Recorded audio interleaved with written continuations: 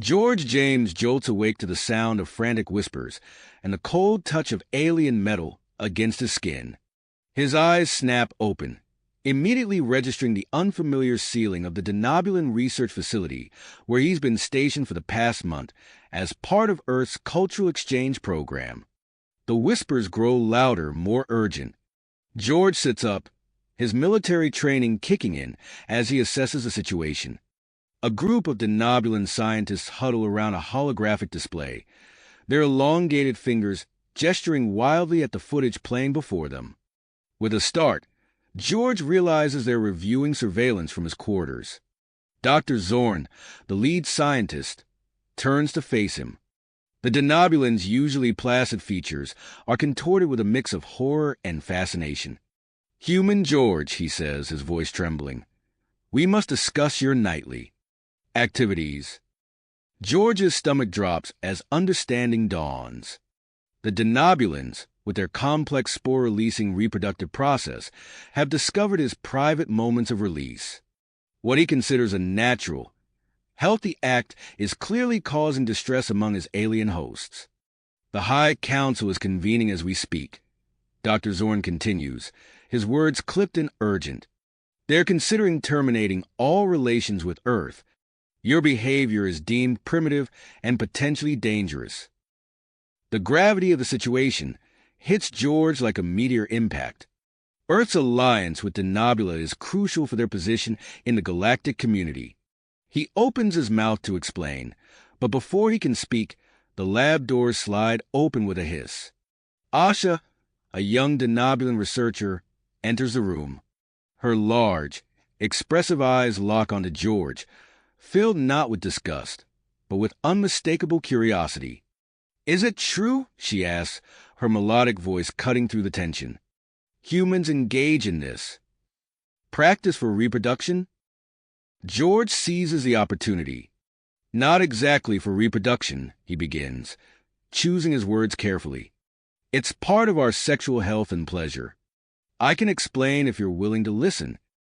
Dr. Zorn's antennae twitch with agitation, but Asha steps forward, her interest evident.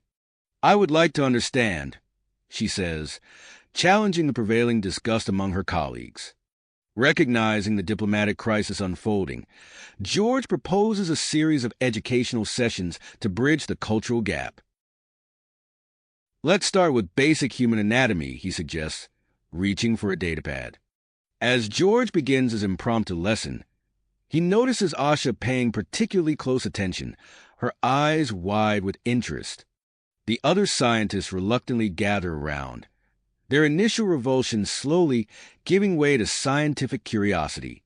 Suddenly, alarms blare throughout the facility. Panicked voices echo through the corridors as news of the humans' shocking nightly activities spreads among the Denobulin population. George realizes that the fate of Earth-Denobulin relations now rests on his ability to normalize human sexuality in the eyes of this alien civilization. He must tread carefully, explaining the intricacies of human reproduction and pleasure without causing further offense or misunderstanding.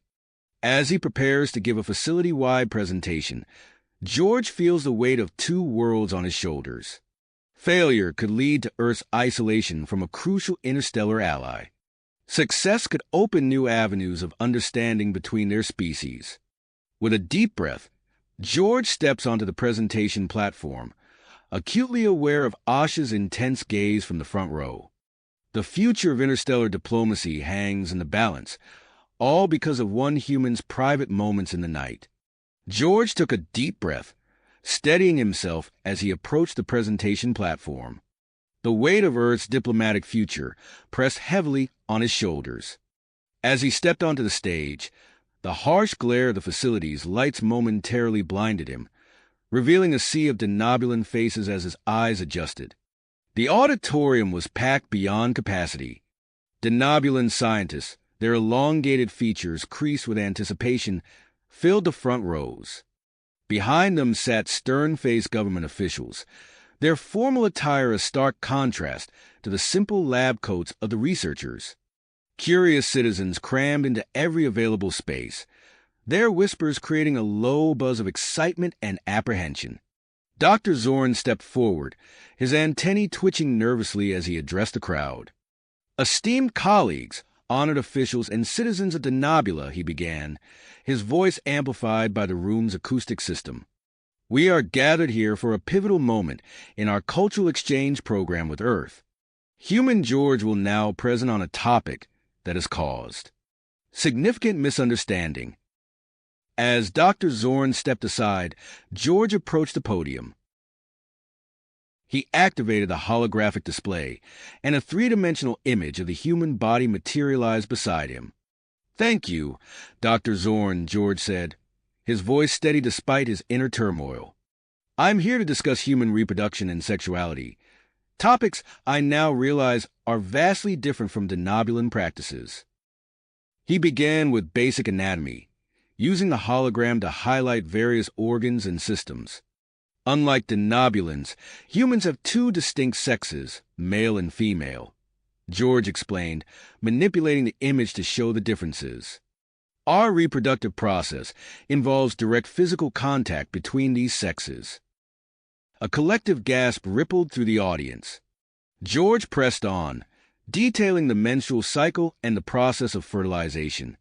As he spoke, he noticed the varied reactions among the Denobulans. Some leaned forward, fascination evident in their wide eyes. Others recoiled, their faces contorted in what George could only interpret as disgust. In the front row, Asha sat perfectly still, her gaze fixed on George. Her expression was a mix of intense curiosity and something else, a glimmer of understanding, perhaps even excitement. Her reaction stood out sharply against the backdrop of shock displayed by her peers. As George moved on to explain sexual intercourse, the murmurs in the crowd grew louder. "This act," he said carefully, "serves not only for reproduction, but also for pleasure and emotional bonding between partners." The auditorium erupted into chaos. Denobulans turned to their neighbors, gesticulating wildly as they debated this alien concept. Several stood up and rushed for the exits, unable to bear more of what they clearly viewed as obscenity. Suddenly, the doors at the back of the auditorium burst open. A group of elderly Denobulans, their faces set in stern lines of disapproval, marched down the central aisle. At their head strode a tall, imposing figure whom George recognized from briefings as Chief Elder Krev. "Halt this obscene display at once." Krev's voice boomed through the auditorium, silencing the crowd. "We will not allow this human to corrupt our society with his primitive practices." Security personnel moved swiftly to intercept the elders, creating a tense standoff near the stage. George's mind raced, searching for a way to salvage the situation. An idea struck him, and he raised his voice to address the room.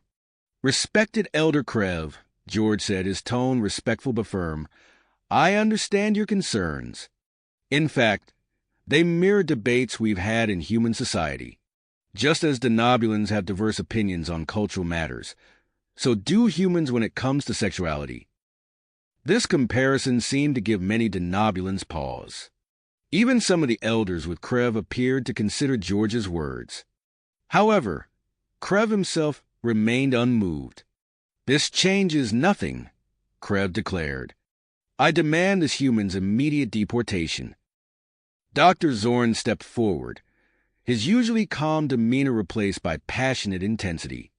"Chief Elder, with all due respect, we cannot dismiss the value of scientific understanding and cultural exchange.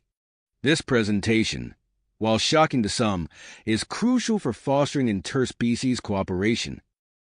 As Zorn and Krev engaged in a heated debate, their words flying back and forth like photon torpedoes, George felt a gentle touch on his arm. He turned to find Asha standing beside him, her large eyes filled with curiosity. "George," she said softly, "I'm fascinated by what you've shared, but I'm curious about something you haven't mentioned. What about the emotional aspects of human sexuality? How does it affect your relationships, your society?" Her question caught George off guard, but he recognized its importance. Before he could respond, Dr. Zorn's voice cut through the chaos. Attention, everyone. The lead scientist waited for the room to quiet. The Denobulan High Council will convene an emergency session to discuss this matter. Human George, you are instructed to prepare a comprehensive report on human sexuality, including its cultural and emotional impacts. This report will be presented to the council. George nodded, feeling a mix of relief and apprehension. As the crowd began to disperse, still buzzing with excitement and controversy, Asha spoke up. I'd like to assist George in preparing this report, she announced. My background in xenobiology and my interest in human culture could provide valuable insights. Dr. Zorn considered for a moment, then nodded his approval. Very well. You two will work together on this crucial document. As George and Asha left the auditorium, he noticed her subtle attempts to mimic human body language, a slight smile, a tilt of the head. Her fascination with human behavior was evident, and George realized that this unexpected alliance might be the key to bridging the vast cultural divide between their species. Outside, they could hear the news of the controversial presentation spreading rapidly. Denobulan citizens gathered in small groups, engaged in animated discussions about human sexuality and its implications for their society. George and Asha exchanged a glance, both acutely aware of the monumental task that lay ahead of them and the potential consequences of their success or failure. As the crowd dispersed, George and Asha made their way through the throng of excited Denobulans, their minds already racing with the task ahead.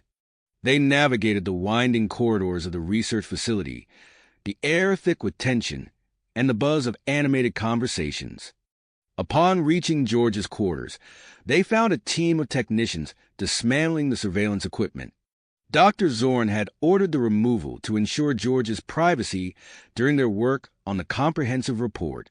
As the last technician left, George and Asha surveyed the room, now free from prying eyes. Well, George said, running a hand through his hair, I suppose this is our new research station. Asha nodded, her large eyes taking in every detail of the human's living space. It's fascinating, she murmured, reaching out to touch the fabric of George's uniform jacket hanging on a hook. Your materials are so different. George watched as Asha explored the room, her movements careful yet curious. He couldn't help but notice how she seemed to gravitate closer to him than was typical for Denobulans, her natural social distance shrinking with each passing moment. Let's get started, George suggested, pulling out a datapad. We have a lot of ground to cover. As they settled into their work, George began explaining various aspects of human relationships. He described courtship rituals, dating practices, and the concept of romantic love. Asha listened intently, her antennae twitching with each new piece of information. So, humans choose a single mate based on emotional connection? Asha asked, leaning in close to examine the diagrams George had drawn. George nodded, acutely aware of Asha's proximity. Yes, though it's not always permanent. We can form multiple relationships throughout our lives. As he spoke, Asha reached out and placed her hand on George's arm, mimicking a gesture she had seen in human cultural materials. George felt a jolt of surprise at the contact, recognizing it as an attempt at human-style flirting, though Asha seemed unaware of its significance. Their work was interrupted by a commotion outside. George peered out the window to see a group of protesters gathering near the facility's entrance. They carried signs with slogans denouncing human influence and demanding George's immediate deportation. This is worse than I thought, George muttered. Asha joined him at the window, her expression troubled. Not everyone shares their views, she said, pointing to a smaller group forming nearby. These Denobulans, mostly younger, held signs supporting cultural exchange and open-mindedness.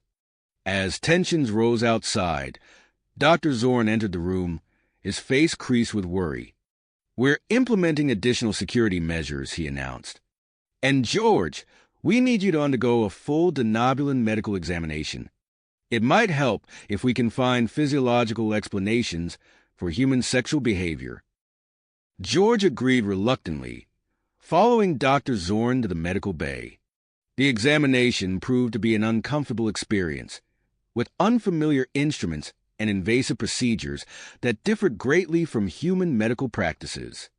Asha, present as a scientific observer, noticed George's discomfort. "Dr. Zorn," she interjected, "perhaps we could try alternative methods. I've been studying human physiology, and I believe there are less intrusive ways to gather the data we need." Dr. Zorn considered her suggestion, then nodded. "Very well, Asha. Show us what you propose." As Asha demonstrated her adapted techniques, George felt a wave of gratitude. Her empathy and quick thinking had not only saved him from further discomfort, but also demonstrated a growing understanding between their species. Their moment of cooperation was shattered by a sudden alarm. Security personnel rushed past the medical bay, their voices urgent. "Intruder alert! Radical purists have breached the outer perimeter." George and Asha exchanged alarmed glances. The stakes of their mission had just become painfully clear. As they hurried back to the safety of George's quarters, the sound of scuffles and angry voices echoed through the facility. Once inside, George activated the room's security locks. "This is getting out of hand," he said, pacing nervously. "I never imagined my presence would cause such chaos."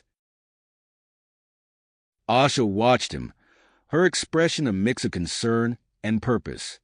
"We must complete our report, George. It's more important than ever now." As they resumed their work, a stern-faced denobulin entered the room. "I am Cax," he announced, his voice gruff. "I've been assigned as your personal bodyguard human." George nodded, recognizing the necessity, but feeling uncomfortable under Cax's suspicious gaze. The bodyguard's presence created a new tension in the room, a constant reminder of the danger lurking outside. Undeterred, Asha pressed on with their research. She began to question her own society's norms more openly, challenging the taboos surrounding physical contact. "Why do we fear touch so much?" she mused, her fingers hovering near George's hand. "There's so much we could learn from human intimacy." Her words drew a disapproving grunt from Cax, but Asha ignored him. She was too focused on the revelation unfolding before her, a historical precedent that could change everything. "George, look at this!" she exclaimed, pointing to an ancient text on her datapad. "Our ancestors once engaged in practices similar to human sexuality. It was before we evolved our current reproductive methods." George leaned in, excitement building. "This could be crucial in swaying the High Council," he said, his mind racing with the implications. Their elation was short-lived. Chief Elder Krev's face appeared on the room's communication screen, his expression stern. "The ancient texts you discovered are now classified," he announced. "They are not to be included in your report or discussed further." As the screen went dark, George and Asha shared a look of tenacity. They knew the importance of this information, and they weren't about to let it be suppressed. With time running out before the High Council convened, they began to formulate a plan to incorporate their findings without directly referencing the forbidden texts. The fate of Earth-denobulin relations hung in the balance, but so did something more personal. As George and Asha worked side by side, their deepening bond challenged both human and denobulin notions of interspecies relationships. They stood on the brink of a transformation that would reach far beyond the confines of their report, into the very fabric of their societies. Their work was interrupted by a sharp knock at the door. Dr. Zorn entered, his face a mixture of concern and excitement. "George, Asha, I have news from the High Council," he announced, his antennae twitching nervously. "They've requested something unconventional." George set down his datapad, sensing the gravity in Dr. Zorn's tone. "What is it, Doctor?" "The Council has demanded a practical demonstration of human courtship and mating rituals," Dr. Zorn said, his words causing Asha's eyes to widen in surprise. George felt his stomach drop. A demonstration? You can't be serious. I'm afraid I am, Dr. Zorn replied, pacing the room. They believe it's necessary for a full understanding of human sexuality. Cax, who had been standing silently in the corner, let out a disapproving grunt. This is absurd, he growled. It goes against everything our society stands for. George ran a hand through his hair, mind racing. Refusing could have serious diplomatic consequences, he muttered, more to himself than the others. Asha, who had been quiet until now, spoke up. I'll volunteer to be George's partner for the demonstration, she said, her voice steady despite the gravity of her offer. All eyes turned to her in shock. Cax's face contorted in disgust, while Dr. Zorn's antennae drooped in concern. Asha, are you certain? Dr. Zorn asked. This could significantly impact your career and standing in the scientific community. I am, she replied, meeting George's gaze. It's the most logical solution.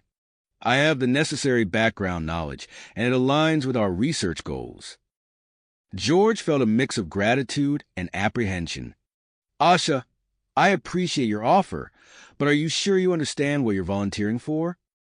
She nodded, a determined look in her large eyes. I do, George. This is for the sake of science and interspecies understanding. Over the next few days, George and Asha began preparations for the demonstration. They started with simpler aspects of human courtship, like sharing meals together in the facility's dining area. So, humans typically sit across from each other during these dates? Asha asked, mimicking George's posture at the table. George nodded, smiling at her attentiveness. Yes, it allows for better eye contact and conversation. As they ate, George noticed other denobulans watching them with a mixture of curiosity and discomfort. Whispers followed them as they left the dining area, the news of their upcoming demonstration spreading rapidly through the facility. Their next activity was a simulated recreational outing. They used a holographic projection room to create the atmosphere of a human park. As they walked side by side, closer than denobulan social norms typically allowed, Asha's hand brushed against George's. Oh, she exclaimed, quickly pulling her hand away. I apologize. I didn't mean to dash. It's all right, George assured her, feeling an unexpected warmth at the brief contact. In fact, humans often hold hands during courtship. Would you like to try? Asha hesitated for a moment before nodding. Slowly, George took her hand in his, noting how her 3 fingers intertwined with his 5. He felt her initial tension fade as they continued their walk. As their preparation progressed, word reached them of Chief Elder Krev's attempts to obstruct the demonstration. Dr. Zorn called an emergency meeting to discuss the new regulations. Krev is insisting on full protective gear for all observers, Dr. Zorn explained, frustration evident in his voice. And he's demanding constant medical monitoring of both participants. George frowned. That would completely undermine the purpose of the demonstration. It's supposed to showcase the emotional aspects of human sexuality, not turn it into a sterile experiment. Asha nodded in agreement. Perhaps we could propose a compromise? A limited demonstration, focusing on non-sexual aspects of human courtship? Dr. Zorn's antennae perked up at the suggestion. That might work. I'll present it to the moderate faction of the scientific community. It could help sway opinion in our favor. As tensions rose within the facility, George began to feel the weight of the situation bearing down on him. He found himself experiencing headaches and difficulty sleeping, his body reacting to the stress of his unprecedented diplomatic position. Asha, noticing his deteriorating condition, approached Dr. Zorn. I'm concerned about George's health, she said. Is there a way we could combine human and denobulan medical techniques to help him? Dr. Zorn stroked his chin thoughtfully. An intriguing idea, Asha. Let's consult with the medical team and see what we can develop.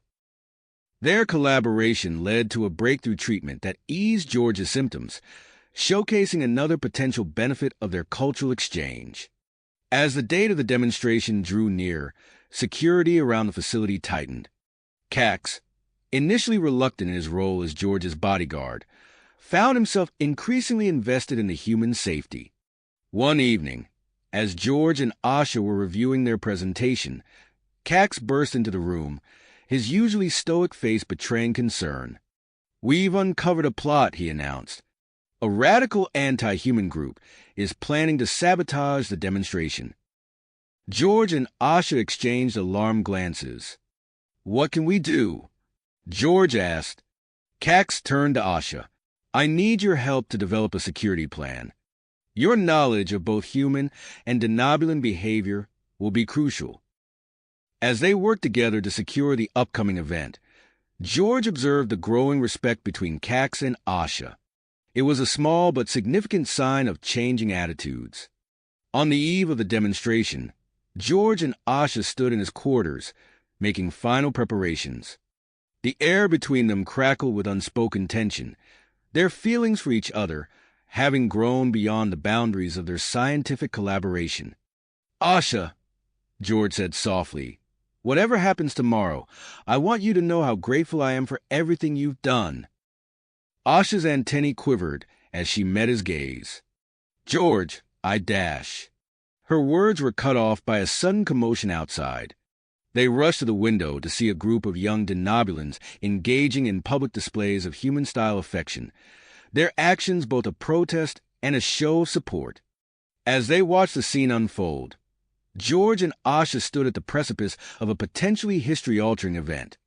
The fate of Earth-denobulan relations hung in the balance, their personal feelings becoming increasingly difficult to separate from their diplomatic and scientific duties.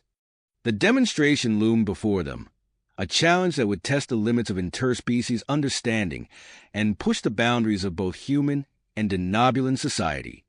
As night fell over the research facility, George and Asha prepared themselves for a day that could change the course of galactic history. As the first rays of dawn crept through the window, George and Asha exchanged a look of quiet tenacity. Today was a day that would test the limits of their research, their diplomacy, and their growing bond. The research facility buzzed with activity as they made their way to the demonstration area. Security personnel lined the corridors, their faces tense. George could feel the weight of countless eyes upon them, some curious, others disapproving. "Are you ready?" he asked Asha softly as they approached the designated room. She nodded, her antennae quivering slightly. "As ready as I'll ever be." They stepped inside, and George's heart sank. The room had been transformed into a sterile, clinical environment, a far cry from the warm, intimate setting they had hoped for. Denobulan scientists, medical personnel, and high council members filled the room, all wearing protective gear that made them look more like hazmat workers than interested observers. Dr. Zorn approached them, his usually calm demeanor replaced by visible nervousness. "The ambassador from the Galactic Diplomatic Corps is here," he whispered hurriedly. "This demonstration has become far more high-profile than we anticipated." George scanned the room and spotted Ambassador Zalax in the front row, his piercing gaze fixed on them. The pressure in the room seemed to double instantly. Dr. Zorn cleared his throat and addressed the audience. "Esteemed colleagues, we are here today to witness a demonstration of human courtship and non-reproductive physical affection. Our volunteers, George and Asha, will guide us through this unprecedented event." George took a deep breath and turned to Asha. "Shall we begin with a dance?" As they moved into position for a formal waltz, George could hear murmurs ripple through the audience. He placed one hand on Asha's waist and took her hand with the other, acutely aware of how alien this must look to the denobulans. They began to move, their bodies in constant contact as they glided across the floor. George felt Asha's initial stiffness gradually melt away as she became more comfortable with the proximity. Her movements became more fluid, more natural, and he couldn't help but smile at her progress. Suddenly, a commotion erupted outside the facility. Through the windows, George could see a group of young denobulans attempting to push past the security cordon. He recognized them as the activists who had staged public displays of human-style affection earlier. "Let us in," their voices carried faintly through the walls. "We have a right to observe." Security personnel, led by Cax, rushed to contain the situation. The demonstration room erupted into chaos as observers turned to watch the unfolding scene outside. Chief Elder Krev seized the opportunity, standing up abruptly. "This is unacceptable," he announced. "For security reasons, we must end this demonstration immediately." But before George could protest, Ambassador Zalax rose to his feet. "With all due respect, Elder Krev," he said, his voice carrying a note of authority, "this demonstration is crucial for interspecies understanding. It will continue." Krev's face contorted with barely concealed frustration, but he sat down without further argument. As order was restored, George and Asha resumed their demonstration. They moved on to showcasing other forms of human physical affection, starting with a simple hug. George wrapped his arms around Asha, feeling her initial hesitation before she relaxed into the embrace. The room was silent save for the soft whirring of medical monitoring equipment. George could see a mix of reactions on the faces of the observers: fascination, discomfort, and in some cases, undisguised revulsion. Encouraged by some of the more positive responses, particularly from younger denobulan scientists, George decided to push further. He turned to Asha, his heart racing. "Would you be comfortable if we demonstrated a kiss?" he asked quietly. Asha's eyes widened, but after a moment's hesitation, she nodded. "For science," she whispered, a hint of a smile on her lips. George leaned in slowly, giving Asha time to prepare herself. As their lips met in a chaste but intimate kiss, gasps echoed through the room. Several conservative council members stormed out in protest, while others leaned forward in their seats, captivated by this alien display of affection. But what happened next caught everyone by surprise. As they parted from the kiss, George noticed a faint glow emanating from Asha's skin. The bioluminescence grew stronger, bathing her in a soft, ethereal light. "Asha," George asked, concern coloring his voice, "are you all right?" She looked down at her glowing skin, her expression a mix of shock and wonder. I feel fine. Better than fine. Actually, this is extraordinary."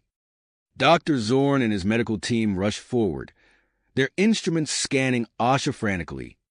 "This is unprecedented," Dr. Zorn muttered, his antennae twitching with excitement. "We've never observed this kind of physiological response in denobulans before."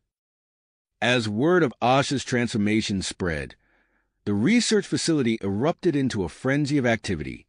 Scientists huddled in groups, furiously debating the implications of this discovery. Security personnel struggled to maintain order as more curious denobulans attempted to gain access to the demonstration room.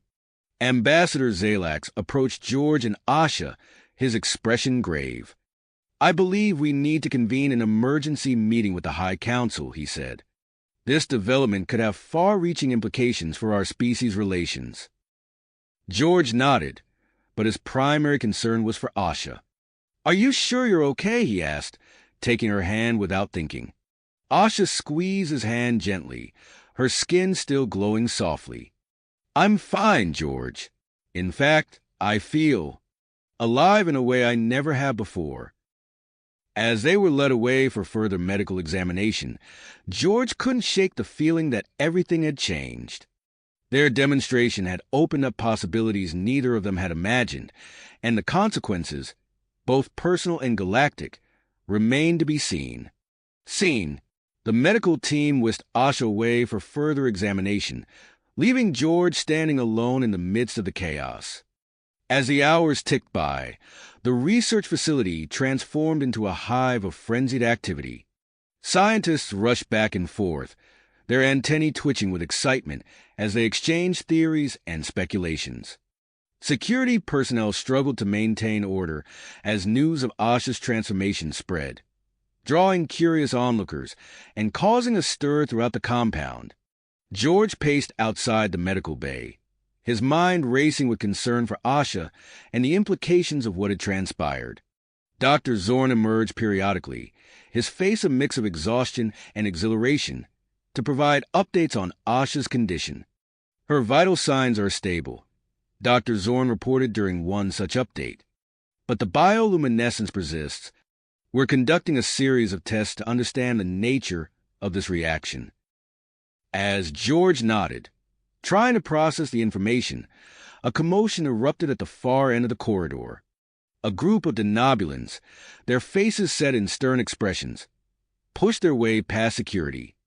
"That's Dr. Vex," Dr. Zorn whispered, his antennae drooping slightly. "He leads a faction of radical geneticists. This could be trouble." Dr. Vex, tall and imposing even for a denobulan, strode towards them with purpose. "We demand access to the subject," he announced, his voice carrying an air of authority. "Her condition could be the key to unlocking dormant, denobulan genetic potential." George stepped forward, placing himself between Dr. Vex and the medical bay doors. "Asha is not a subject," he said firmly. "She's a person, and she's currently under medical care." Dr. Vex's eyes narrowed.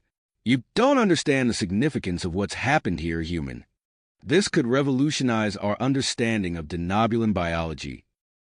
Before the situation could escalate further, Ambassador Zalax appeared, his calm presence immediately diffusing some of the tension. "Gentlemen," he said, addressing both George and Dr. Vex, "I believe it's time we discuss this matter more formally. I've called for an emergency meeting with the High Council." As they made their way to the conference room, George caught glimpses of the chaos unfolding outside the facility. A crowd had gathered, their faces a mix of curiosity and concern. Some held signs with slogans supporting human-denobulan relations, while others bore messages of warning against alien influence. The conference room was already packed when they arrived. Members of the Denobulan High Council sat at one end of the table, their expressions grave. Earth's representatives occupied the other end, with key scientific personnel, including Dr. Zorn, seated along the sides. Chief Elder Krev stood as they entered, his eyes locking onto George with barely concealed hostility.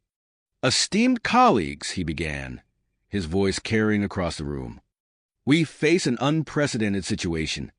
What we've witnessed today suggests that human contact might be altering denobulan biology in ways we cannot predict or control."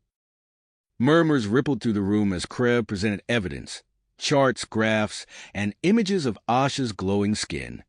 George felt a surge of protectiveness, knowing that Asha was being discussed as if she were a scientific anomaly rather than a person. As Krev concluded his presentation, one of the Earth representatives stood. "We understand your concerns," she said, her voice steady, "which is why we propose a joint human denobulan research initiative to study the effects of interspecies interaction. This could be an opportunity for mutual understanding and scientific advancement." The suggestion sent a ripple of reactions through the Denobulan Council members. Some leaned forward, their antennae perked with interest, while others recoiled, their faces contorted with disgust.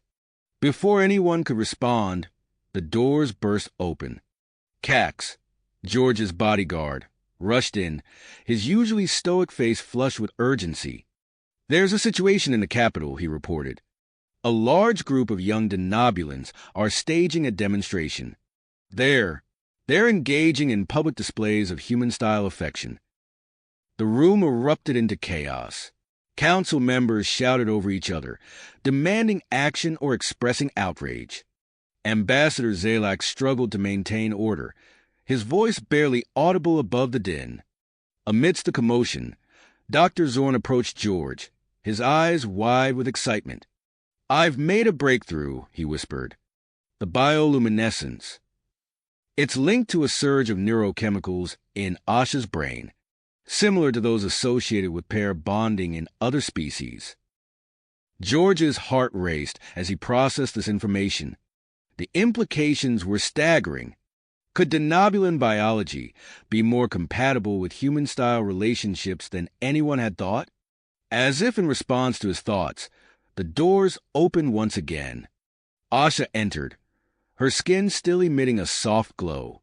Her eyes found George's across the room, and in that moment, the chaos around them seemed to fade away. "George," she said softly as she approached, "we need to talk." The room fell silent, all eyes on the glowing denobulan and the human who had, perhaps, changed the course of her species' evolution. As George and Asha stood together, facing an uncertain future, the fate of two worlds hung in the balance. Outside, the sounds of the growing demonstration in the capital echoed in the distance, a reminder of the far-reaching consequences of their actions. The journey ahead would be fraught with challenges, but for now, George and Asha could only focus on the immediate reality of their unprecedented situation. Their connection undeniable despite the chaos surrounding them. As they stood face to face, Dr. Zorn burst into the room, his antennae vibrating with excitement. "George, Asha, you need to come with me immediately," he said, his voice urgent. "I've made a breakthrough regarding Asha's condition." Without waiting for a response, Dr. Zorn led them out of the conference room and through the bustling corridors of the research facility. The trio arrived at the main laboratory, where a team of scientists huddled around a large holographic display. "Look at this," Dr. Zorn said, gesturing to the complex 3D model of Asha's body. "The bioluminescence isn't just a surface reaction. It's indicative of a much deeper physiological change." George leaned in, his eyes widening as he tried to make sense of the swirling data points and pulsing light patterns. "What exactly are we looking at, Doctor?" Dr. Zorn manipulated a hologram, zooming in on a specific area. Asha's reproductive system is undergoing a transformation. It's evolving, becoming potentially compatible with human biology. A collective gasp rippled through the room. Asha's hand flew to her mouth, her glowing skin pulsing brighter with shock. "That's impossible," she whispered.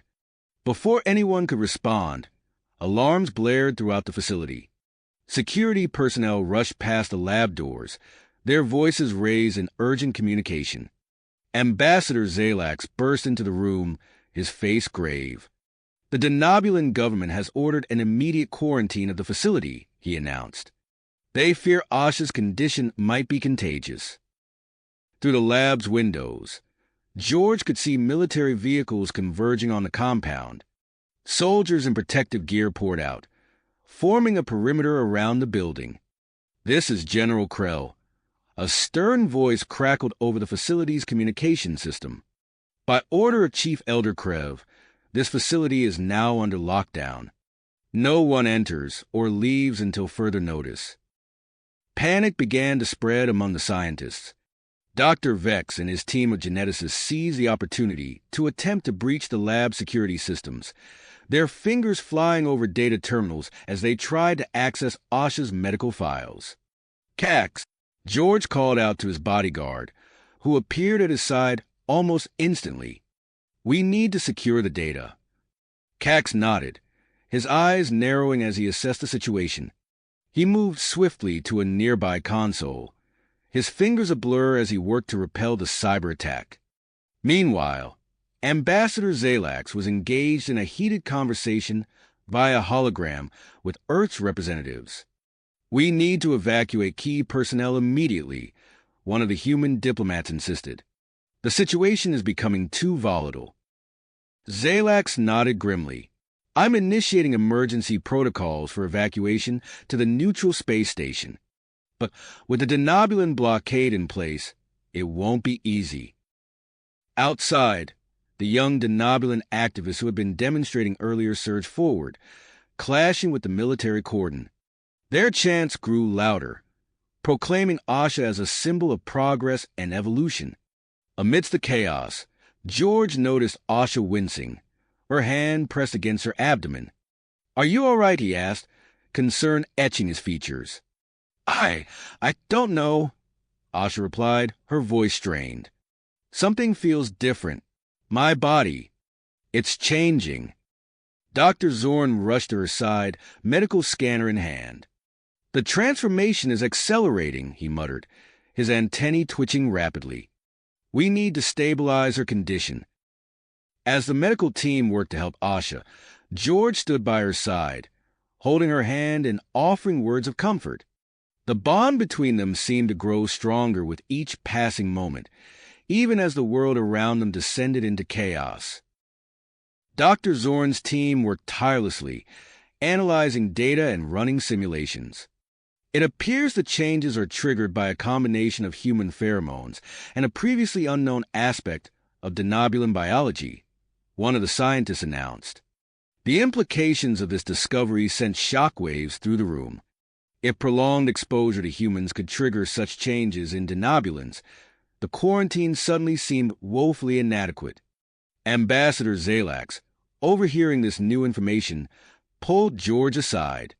We need to get you and Asha out of here, he said in a low voice. I have a potential solution, but it's risky. He led George to a small, secured room adjacent to the main lab. Inside stood a sleek, unfamiliar device. This is an experimental teleportation device, Zalax explained. It could bypass the denobulin blockade and transport you directly to the space station. George's eyes widened. Teleportation? Is it safe? Zalax's expression grew grim. It's never been tested on denobulin physiology, and with Asha's current condition, the risks are significant. Before George could respond, Cax burst into the room. Sir, we have a problem, he said, his voice tense. I've intercepted communications from General Krell. They're preparing a tactical team to forcibly extract Asha for isolated study. George's mind raced, weighing their limited options. Stay and face separation by the denobulin military, or risk the experimental teleportation device. Either choice carried enormous risks, not just for them, but potentially for the future of human denobulin relations. As alarms continued to blare and the sounds of conflict outside grew louder, George knew they were running out of time. He looked at Asha, her skin still glowing, her eyes filled with a mix of fear and trust. Whatever decision they made, they would face the consequences together. Ambassador, George said, his voice steady despite the turmoil in his heart, we need to make a decision, and we need to make it now. Now. We're going with the teleporter. Ambassador Zalax nodded grimly. I'll make the necessary preparations. Dr. Zorn, we need you to modify the device for Asha's unique physiology. As Dr. Zorn rushed to recalibrate the teleporter, George turned to Asha, who was leaning against a nearby console, her skin pulsing with an otherworldly glow. Are you sure about this? He asked, his voice infused with concern. Asha met his gaze, her eyes filled with a mixture of fear and perseverance. We don't have much choice. If we stay, we'll be separated. At least this way, we face the unknown together. George nodded, squeezing her hand. I'll go first to make sure it's safe. As Dr. Zorn worked feverishly on the teleporter, Cax coordinated with the facility's security team to fortify their defenses. The sounds of conflict outside grew louder, punctuated by the occasional explosion. We're ready, Dr. Zorn announced, his antennae twitching nervously. George, step onto the platform. George took a deep breath and stepped into the teleporter. He locked eyes with Asha one last time before Dr. Zorn activated the device. A brilliant blue light enveloped George, and he felt a strange tingling sensation coursing through his body. Suddenly, alarms blared throughout the facility. Cax's voice crackled over the intercom. General Krell's team has breached the outer perimeter. We're engaging them now, but we don't have much time. As George's form began to dematerialize, the room erupted into chaos. The sound of gunfire echoed through the corridors, growing closer with each passing second. Dr. Zorn frantically input commands into the teleporter's control panel. Asha, you're next. We need to hurry. Asha stepped onto the platform, her skin glowing brighter than ever. As Dr. Zorn initiated the sequence, a violent tremor shook the facility. Outside, the clash between protesters and military forces had reached a fever pitch. A stray explosive device detonated near the facility's power grid, causing the lights to flicker ominously. The teleporter's energy readings fluctuated wildly, and Asha let out a cry of pain as her molecular structure began to destabilize. "No!" Dr. Zorn shouted, his fingers flying over the controls. The power fluctuations are interfering with the teleportation process. On the space station, George materialized in a sterile white room. Before he could orient himself, automated quarantine protocols activated, sealing him inside a containment field.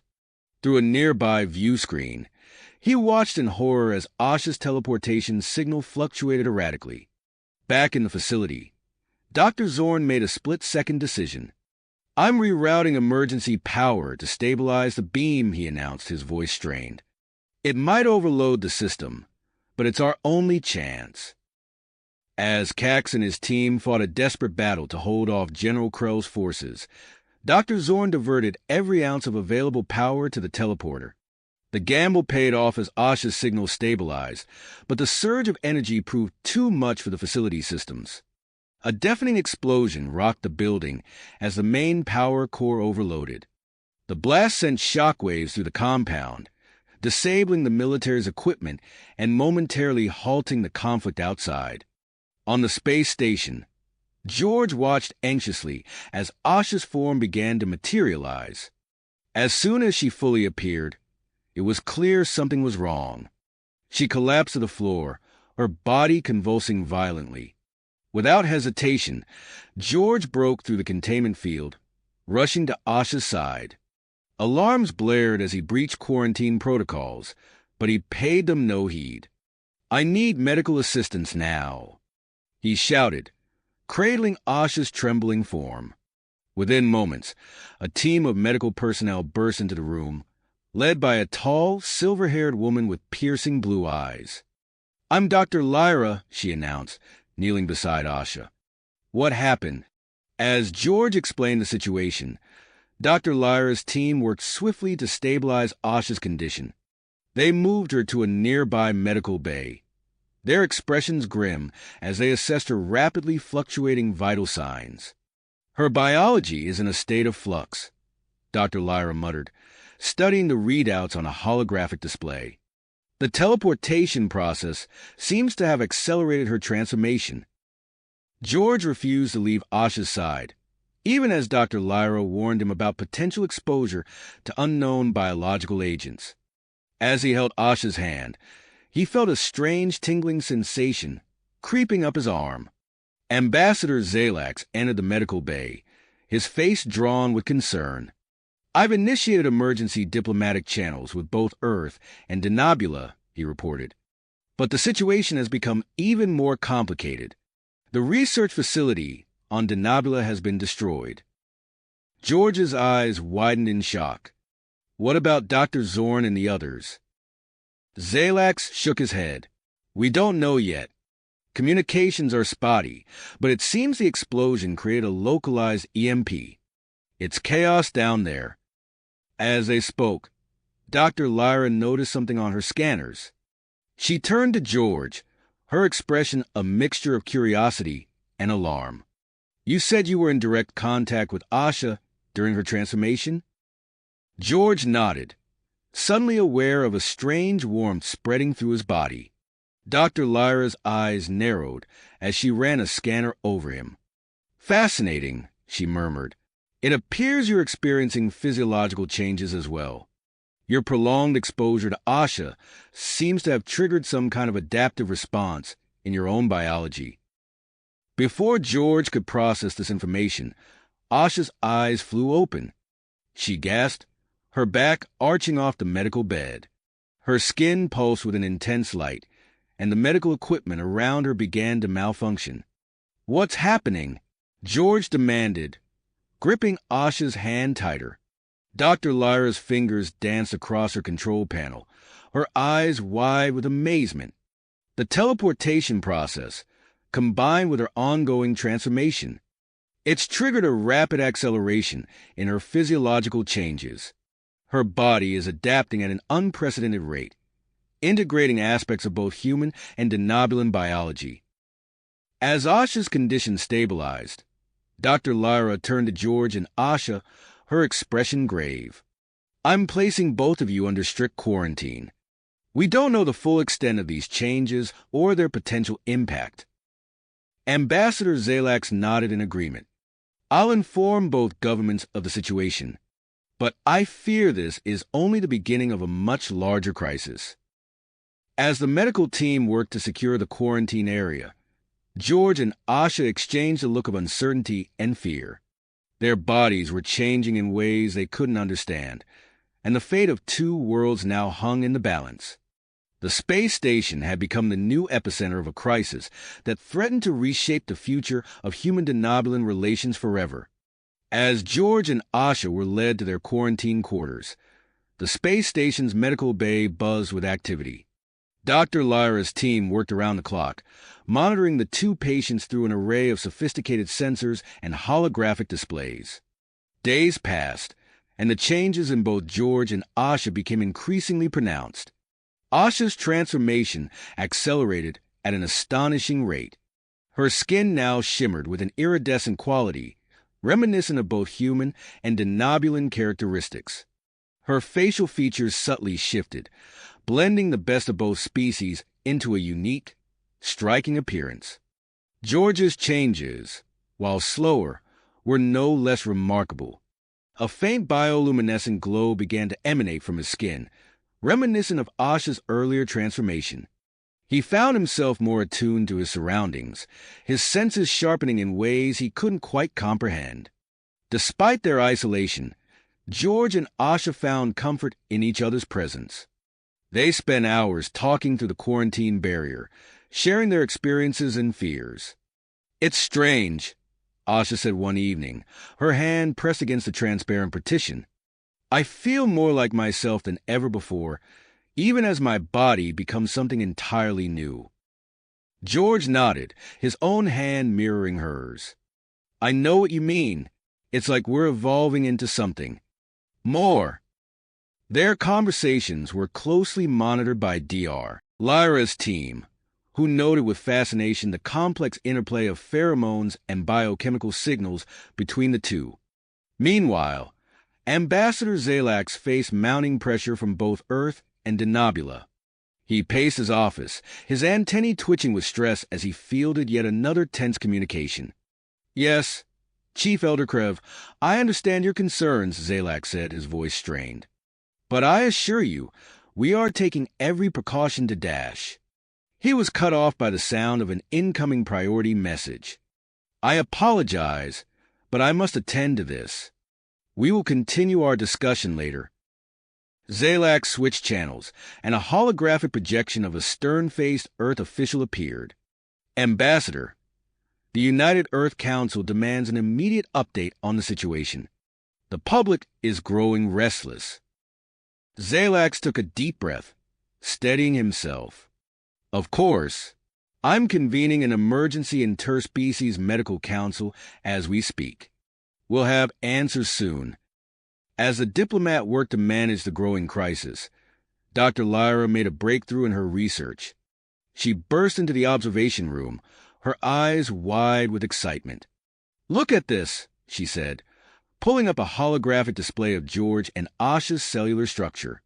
Their hybrid biology is granting them enhanced regenerative abilities. And look here, increased resistance to various forms of radiation. Her team gathered around, murmuring in amazement. One of the younger researchers spoke up. The military applications of this could be dash. We're not here to discuss military applications. Dr. Lyra cut him off sharply. Our focus is on understanding and helping our patients. As news of the discovery spread, the space station became a hotbed of diplomatic activity. Representatives from various alien species arrived, some expressing concern, others curiosity. In the midst of this, a new crisis emerged. Station sensors detected a small fleet of unidentified ships on the fringes of the star system. Their energy signatures were unlike anything in the station's database. Security Chief Vax, a stoic Andorian, briefed Ambassador Zalax on the situation. "We've elevated security protocols to maximum, sir, but if these ships have hostile intent..." Zalax nodded grimly. "Understood. Keep me informed of any changes. And double the guard on our guest quarters." As tensions rose throughout the station, George and Asha remained oblivious to the wider implications of their condition. Their focus had narrowed to each other and the strange new sensations coursing through their bodies. One night, as they lay in their separate beds, both jolted awake simultaneously. George felt a strange pulse of energy coursing through him, and he knew instinctively that Asha was experiencing the same thing. "Asha," he called out, "are you Dash?" "I feel it too," she replied, her voice filled with a mixture of fear and wonder. Alarms blared throughout the medical bay as Dr. Lyra and her team rushed to respond. The monitors showed George and Asha's vital signs and brainwave patterns aligning in perfect synchronization. As the medical team scrambled to understand this new development, security alerts echoed through the station. The unidentified ships had begun to move closer, their intentions still unknown.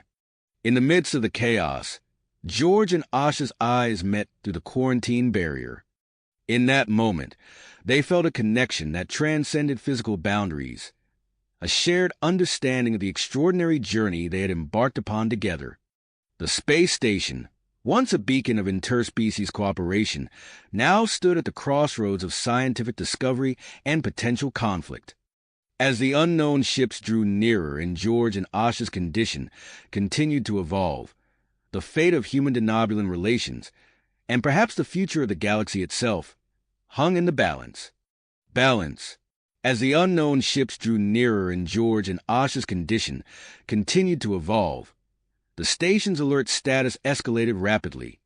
Klaxons blared throughout the corridors, and the once bustling common areas emptied as personnel rushed to their designated emergency stations. Commander Vex, a seasoned Regelian officer recently assigned to oversee the unfolding crisis, strode purposefully into the command center. His 4 eyes scanned the holographic displays, quickly assessing the situation. "Status report," he barked, his gravelly voice cutting through the tension. "Unidentified fleet holding position just outside our defensive perimeters, sir." A young ensign responded, her fingers flying over the control panel. "They've made no aggressive moves, but they're not responding to hails." Vex nodded curtly. "Implement Protocol Sigma-9. I want all non-essential systems powered down and energy diverted to our shields and weapons." As the command center staff carried out his orders, Vex turned to Ambassador Zalax, who had just entered, looking haggard. "Ambassador, I recommend we move our special guest to a more secure location." Zalax nodded wearily. "Agreed. But we must ensure Dr. Lyra has everything she needs to continue her work." In the medical bay, George and Asha were startled by the sudden appearance of a heavily armed security team. Dr. Lyra entered, her usual calm demeanor tinged with urgency.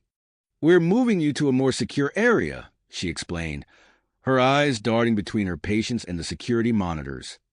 "There's been a development dash." Her words were cut short as the entire station shuddered, the lights flickering ominously. George felt a surge of fear course through him, but it wasn't just his own. He turned to Asha, their eyes meeting in shared understanding. "You felt that too?" he asked, already knowing the answer. Asha nodded, her newly iridescent skin pulsing with a soft glow. "It's like I can sense your emotions. But more than that, I can almost see through your eyes." Dr. Lyra's eyebrows shot up, her scientific curiosity momentarily overriding her concern for the current situation. She quickly ran a scan over both of them, her eyes widening at the results. "Fascinating," she murmured. "Your neural patterns are perfectly synchronized. It appears your hybrid physiology has developed some form of quantum entanglement." Before she could elaborate, Commander Vex's voice crackled over the intercom. "Dr. Lyra, we need to move now. The situation is escalating." As they were ushered out of the medical bay, George caught glimpses of frantic activity throughout the station. Security teams rushed past, their weapons at the ready. Through viewports, he saw the station's defensive systems powering up, creating a shimmering energy field around the structure. In a secure conference room, Ambassador Zalax faced a series of holographic projections. Representatives from Earth, Denobula, and to his surprise, the approaching fleet flickered before him. "We are the Galactic Science Consortium," the alien representative from the fleet announced, its multifaceted eyes gleaming with intensity. "We demand access to the hybrid subjects for study. The potential benefits to all species are incalculable." Zalax felt the weight of countless lives pressing down on him. He took a deep breath, steadying himself before responding. "While we appreciate the consortium's interest, I must remind you that these are sentient beings, not laboratory specimens. Any research must be conducted with their full consent and under strict ethical guidelines." As the debate raged on, Dr. Lyra and her team worked feverishly in the new secure medical facility. George and Asha lay on adjacent beds, surrounded by a dizzying array of monitoring equipment. "Their brainwave patterns are unlike anything I've ever seen," Dr. Lyra reported to her team. "It's as if they're operating on a completely different cognitive level." George turned to Asha, not needing words to communicate his mix of fear and excitement. She smiled back, her transformed features still holding the essence of the woman he had come to care for deeply. Suddenly, alarms blared throughout the station. Commander Vex's voice came over the intercom, tense and controlled. "Security alert. We have detected unauthorized access in multiple sectors. All personnel, implement lockdown procedures immediately." In the hydroponics bay, a group of denobulan extremists, their features altered to blend in with the station's crew, took up defensive positions. Their leader, a hardened operative named Cross, activated a secure communications device. "We're in position," he whispered, proceeding with extraction of the female subject and elimination of the human. As chaos erupted across the station, George and Asha felt a surge of shared anxiety. Their bodies began to glow more intensely, and the medical equipment around them sparked and sputtered. Dr. Lyra rushed to stabilize them, her hands flying over the control panels. "Their hybrid biology is reacting to the stress," she called out to her team. "We need to dash." Her words were cut off as a localized electromagnetic pulse erupted from George and Asha, plunging the secure medical facility into darkness. In the sudden silence, broken only by the distant sound of alarms, George reached out and found Asha's hand. "Whatever happens," he said softly, "we're in this together." As the station system struggled to recover from the unexpected surge, Commander Vex made a bold decision. He turned to Ambassador Zalax, his four eyes glinting with purpose. "Ambassador, I believe our hybrid guests may be the key to resolving this crisis. Their unique abilities could give us an advantage we desperately need." Zalax hesitated, weighing the enormous ethical implications against the immediate threat. "And if we exploit their condition, how are we any better than those who seek to harm them?" Before Vex could respond, a new alert flashed across the command center screens. The Galactic Science Consortium's fleet had begun to move, their intentions still unclear. In the darkness of the secure medical facility, George and Asha's shared consciousness expanded, becoming aware of the multiple crises unfolding around them. As the station's fate hung in the balance, they realized that their next actions could shape the future of not just their own lives, but of interspecies relations throughout the galaxy. As they grappled with this realization, The station's emergency sirens blared to life once more. Commander Vex's voice crackled over the intercom, his tone tight with urgency. All personnel, we have a hostage situation in the hydroponics bay. Denobulan extremists have infiltrated the station. Implement lockdown procedures immediately. George and Asha exchanged a worried glance, their newfound connection allowing them to sense each other's rising anxiety. Dr. Lyra rushed to stabilize their vitals, her fingers flying across the medical console. "We need to move you to a more secure location," she said, her eyes darting between her patients and the security feed. "Your condition is still unstable, and we can't risk dash." Her words were cut short as the door hissed open, revealing Commander Vex flanked by security officers. His 4 eyes scanned the room quickly before settling on George and Asha. "Doctor, we need them," he said, his gravelly voice brooking no argument. "Their abilities may be our best chance at resolving this crisis without bloodshed." Dr. Lyra stepped between Vex and her patients, her stance protective. "Absolutely not. They're not weapons to be deployed, Commander. Their condition is still highly unstable." George cleared his throat, drawing their attention. "What exactly is happening?" Vex's eyes narrowed. Denobulan extremists have taken control of the hydroponics bay. They're demanding access to Asha and threatening to destroy vital life support systems if we don't comply. Asha sat up, her iridescent skin pulsing with agitation. "We can't let innocent people suffer because of us. If there's a way we can help." Dr. Lyra hesitated, then nodded reluctantly. "There might be a way to stabilize and amplify your abilities, but it's risky. We haven't had time to properly test the treatment." "Do it," George and Asha said in unison, their synchronized response startling everyone in the room. As Dr. Lyra prepared the treatment, Commander Vex outlined his plan.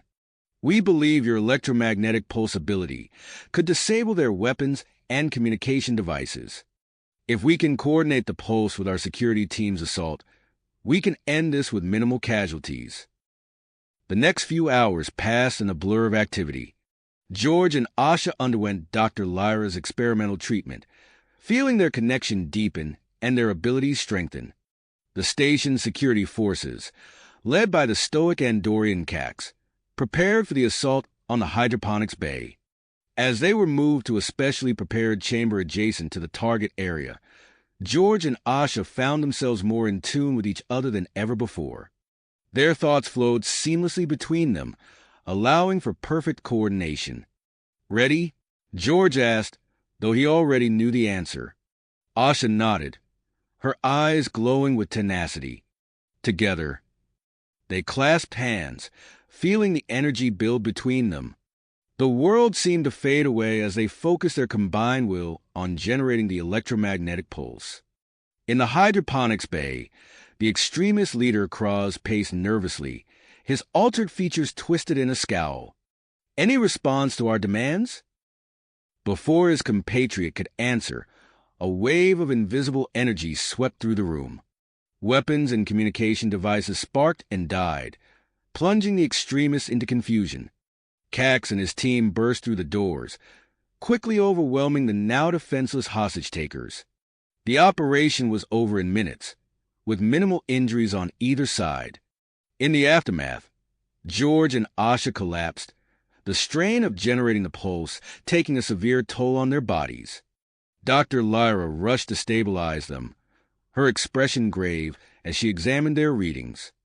"Their genetic structure is evolving at an unprecedented rate," she reported to Commander Vex.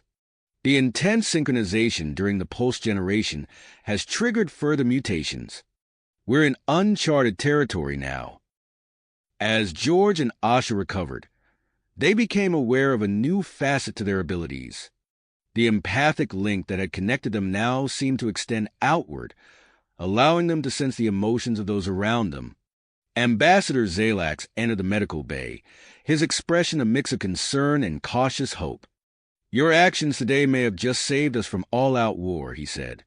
"But we're not out of danger yet. The Galactic Science Consortium is still demanding access to you both. George and Asha shared a look, silently communicating their thoughts. It was Asha who spoke, her voice soft but firm. Maybe it's time we stopped hiding and started working together. Our condition could be the key to understanding something greater than any one species. Zalax nodded, a plan already forming in his mind. I'll propose a compromise. Limited access to your medical data in exchange for their help in stabilizing your condition. It might be our best chance at peace. As the ambassador left to begin negotiations, George and Asha turned their attention to the myriad of emotions they could now sense throughout the station.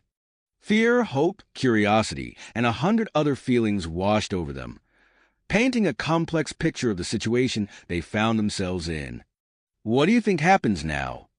George asked, though he could already sense Asha's uncertainty mirroring his own.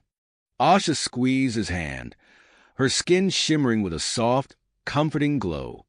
I don't know, but whatever comes next, we'll face it together. As they lay there, recovering and adapting to their evolving abilities, neither George nor Asha could have predicted the far-reaching consequences of their transformation. The station around them buzzed with activity as diplomats, scientists, and security personnel worked to navigate the complex web of interspecies politics and scientific discovery their existence had triggered. Unknown to all, a new threat was already taking shape in the shadows, drawn by the potential power of their hybrid biology. The next chapter of their interstellar saga was about to begin, with implications that would ripple across the galaxy. As the station systems gradually recovered from the electromagnetic pulse, George and Asha found themselves at the center of a whirlwind of activity. In the days that followed, their bodies underwent further changes, adapting to their new hybrid state. Dr. Lyra monitored their progress closely, her brow furrowed with concern as she pored over the latest test results. Your cellular structure is stabilizing, she explained, gesturing to a holographic display of their DNA. But the rate of change is unprecedented. We're in uncharted territory here. George and Asha exchanged a glance, their newfound empathic link allowing them to sense each other's mix of excitement and apprehension. As they recovered, they became increasingly aware of a new facet to their abilities, an expanded empathic sense that extended beyond just each other. During a routine checkup, George suddenly tensed, his eyes widening. Dr. Lyra, are you worried about something? The doctor froze, her hand hovering over a medical scanner. How did you? She shook her head, composing herself. Yes, I am. Your condition is evolving faster than we can study it. The implications are significant. Asha reached out, placing a comforting hand on Dr. Lyra's arm. As she did so, a wave of calm seemed to wash over the doctor. Lyra blinked, her tension visibly easing. That's remarkable, Lyra murmured, making a note on her datapad. It seems your empathic abilities may have some physiological effects on others. We'll need to study this further. As word of their evolving abilities spread, the political landscape of the station shifted. Ambassador Zalax found himself at the center of a diplomatic storm, fielding demands from Earth, Denobula, and the Galactic Science Consortium. In a secure conference room, Zalax faced a series of holographic projections. The Earth representative, a stern-faced woman, spoke first. The potential of this hybrid biology could revolutionize our understanding of genetics. We demand full access to all research data. The Denobulan elder countered, his rich forehead creased with concern. These are our citizens we're discussing. Their rights and well-being must be protected at all costs. The consortium's representative, a being of indeterminate species, leaned forward. The scientific value of this discovery cannot be overstated. We propose a joint research initiative with full sharing of all findings. Zalax raised a hand, silencing the competing voices. I understand the concerns of all parties, but we must proceed carefully. I propose a diplomatic summit to establish guidelines for shared research and ethical treatment of George and Asha. As preparations for the summit began, a new arrival to the station caused a stir. Dr. Zara Voss, a human xenobiologist with a reputation for brilliant but controversial research, stepped off the shuttle, her sharp eyes taking in every detail of her surroundings. Commander Vex greeted her, his four eyes narrowing slightly. Dr. Voss, welcome to the station. I trust you understand the sensitive nature of your work here? Voss nodded, a hint of a smile playing at her lips. Of course, Commander. I'm here to unlock the secrets of this hybrid biology, nothing more. As Voss settled into her new lab, George and Asha found themselves grappling with the intensifying nature of their connection. During a quiet moment in their quarters, George reached out, his fingers intertwining with Asha's. It's like I can feel everything you're feeling, he murmured. Every hope, every fear. Asha nodded, her iridescent skin pulsing gently. It's overwhelming sometimes, but also beautiful. Their lips met, and as they embraced, a surge of energy passed between them. Unknown to the couple, this intimate moment triggered another subtle shift in their evolving biology. In her lab, Dr. Lyra's eyes widened as she reviewed the latest scans. This can't be right, she muttered, double-checking the data. Their DNA. It's stabilizing, and the changes, they could be inheritable. As she prepared to report her findings, a shadow fell across her desk. Dr. Voss stood in the doorway, her keen gaze fixed on the holographic display of George and Asha's DNA. Fascinating, Voss breathed. The implications for adaptability, for space colonization. This could change everything. Lyra quickly shut off the display. Dr. Voss, this data is classified. You don't have clearance to dash. Voss held up a hand, smiling disarmingly. My apologies. Professional curiosity. I'll wait for the official briefing. As she left, Lyra couldn't shake a feeling of unease. She made a mental note to inform Commander Vex about the incident. Elsewhere on the station, one of Chief Elderkrev's operatives, disguised as a maintenance worker, carefully planted a series of microscopic surveillance devices. The encrypted data began flowing back to a hidden terminal, providing Krev with eyes and ears throughout the station. As the date of the diplomatic summit drew near, George and Asha found themselves at the center of a complex web of scientific, political, and personal agendas. Their evolving abilities allowed them to sense the undercurrents of tension and anticipation running through the station. Standing at a viewport, watching the stars, Asha turned to George. Whatever happens at this summit, it feels like everything's about to change. For us, for Earth, for Denobula, maybe for the whole galaxy. George nodded, squeezing her hand. We'll face it together. We always do. As they gazed out at the vast expanse of space, neither could have predicted the challenges that lay ahead or the far-reaching consequences of their unique bond. The stage was set for a pivotal moment in interstellar relations, with George and Asha at its very heart. As the date of the diplomatic summit drew near, the atmosphere on the station crackled with anticipation. George and Asha found themselves at the epicenter of this interstellar maelstrom, their evolving abilities allowing them to sense the undercurrents of tension and excitement coursing through the corridors. On the morning of the crucial meeting, Commander Vex arrived at their quarters, his four eyes betraying a hint of concern. "It's time," he said, his voice steady despite the gravity of the situation. "We've prepared a secure route to the conference room." George nodded, feeling Asha's hand slip into his. Their skin shimmered in unison, a visible manifestation of their shared anxiety and drive. As they stepped into the corridor, flanked by Vex's security team, they could sense the eyes of the entire station upon them. The conference room was a marvel of xenoengineering, designed to accommodate a diverse array of species.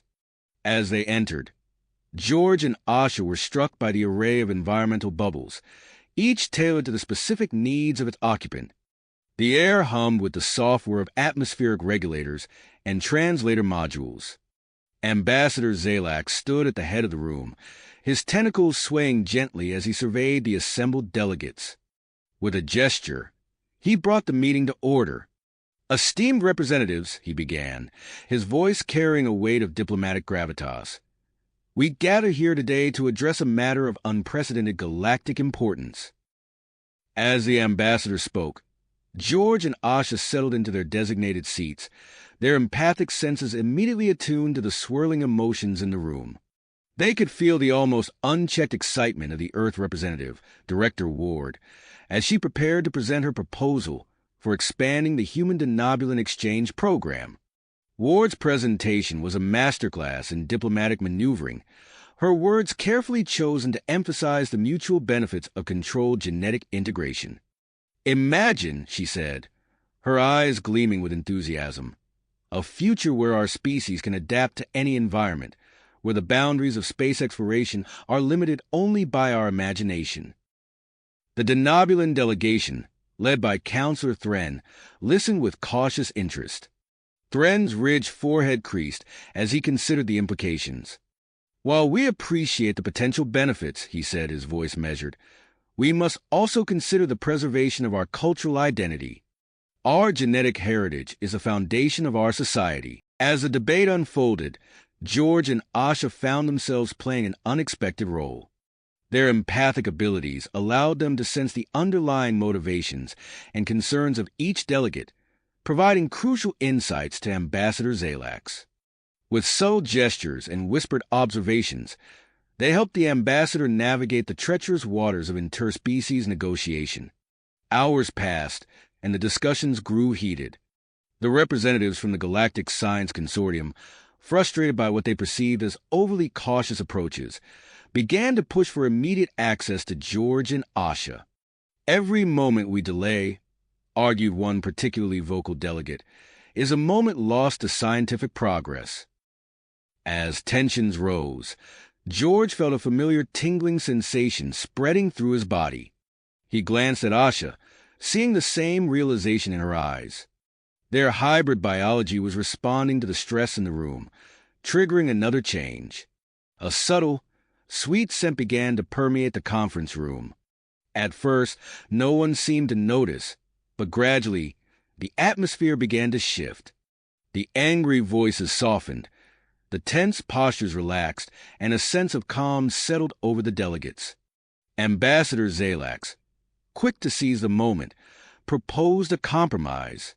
"Perhaps," he suggested, his voice carrying a new note of authority, "we might consider a joint research initiative, one that respects the rights and dignity of all involved, while still pursuing the scientific advancements we all seek." The proposal seemed to resonate with the assembled delegates. Even the consortium representatives, who had been the most combative, appeared to consider the idea with newfound interest. As the negotiations progressed, a commotion outside the conference room drew everyone's attention. Commander Vex entered, his expression grim. "Apologies for the interruption," he said, addressing the room, "but we've apprehended a spy attempting to access our main computer core." The news sent a ripple of shock through the delegates. Counselor Thren, in particular, seemed deeply troubled. "A spy?" he asked, his voice barely above a whisper. "Who would dare?" Commander Vex's response was measured but clear. "Our investigation has revealed a connection to Chief Elder Krev of Denobula." The revelation hit like a shockwave. The Denobulan delegation erupted into frantic whispers, while the other representatives watched with a mix of concern and curiosity. In the midst of the chaos, George and Asha shared a look of understanding. They could sense the shifting dynamics, the realignment of alliances and priorities happening in real time. Counselor Thren, his face a mask of perseverance, stood to address the room. "In light of these events," he said, his voice carrying a new note of conviction. "I believe we must reconsider our position. The joint research initiative proposed by Ambassador Zalax offers a path forward that aligns with our highest ideals of scientific cooperation and ethical progress." As Thren spoke, George and Asha felt a surge of hope ripple through the room. The atmosphere, already calmed by their pheromones, now buzzed with a sense of possibility. They watched as, one by one, the other delegates began to nod in agreement.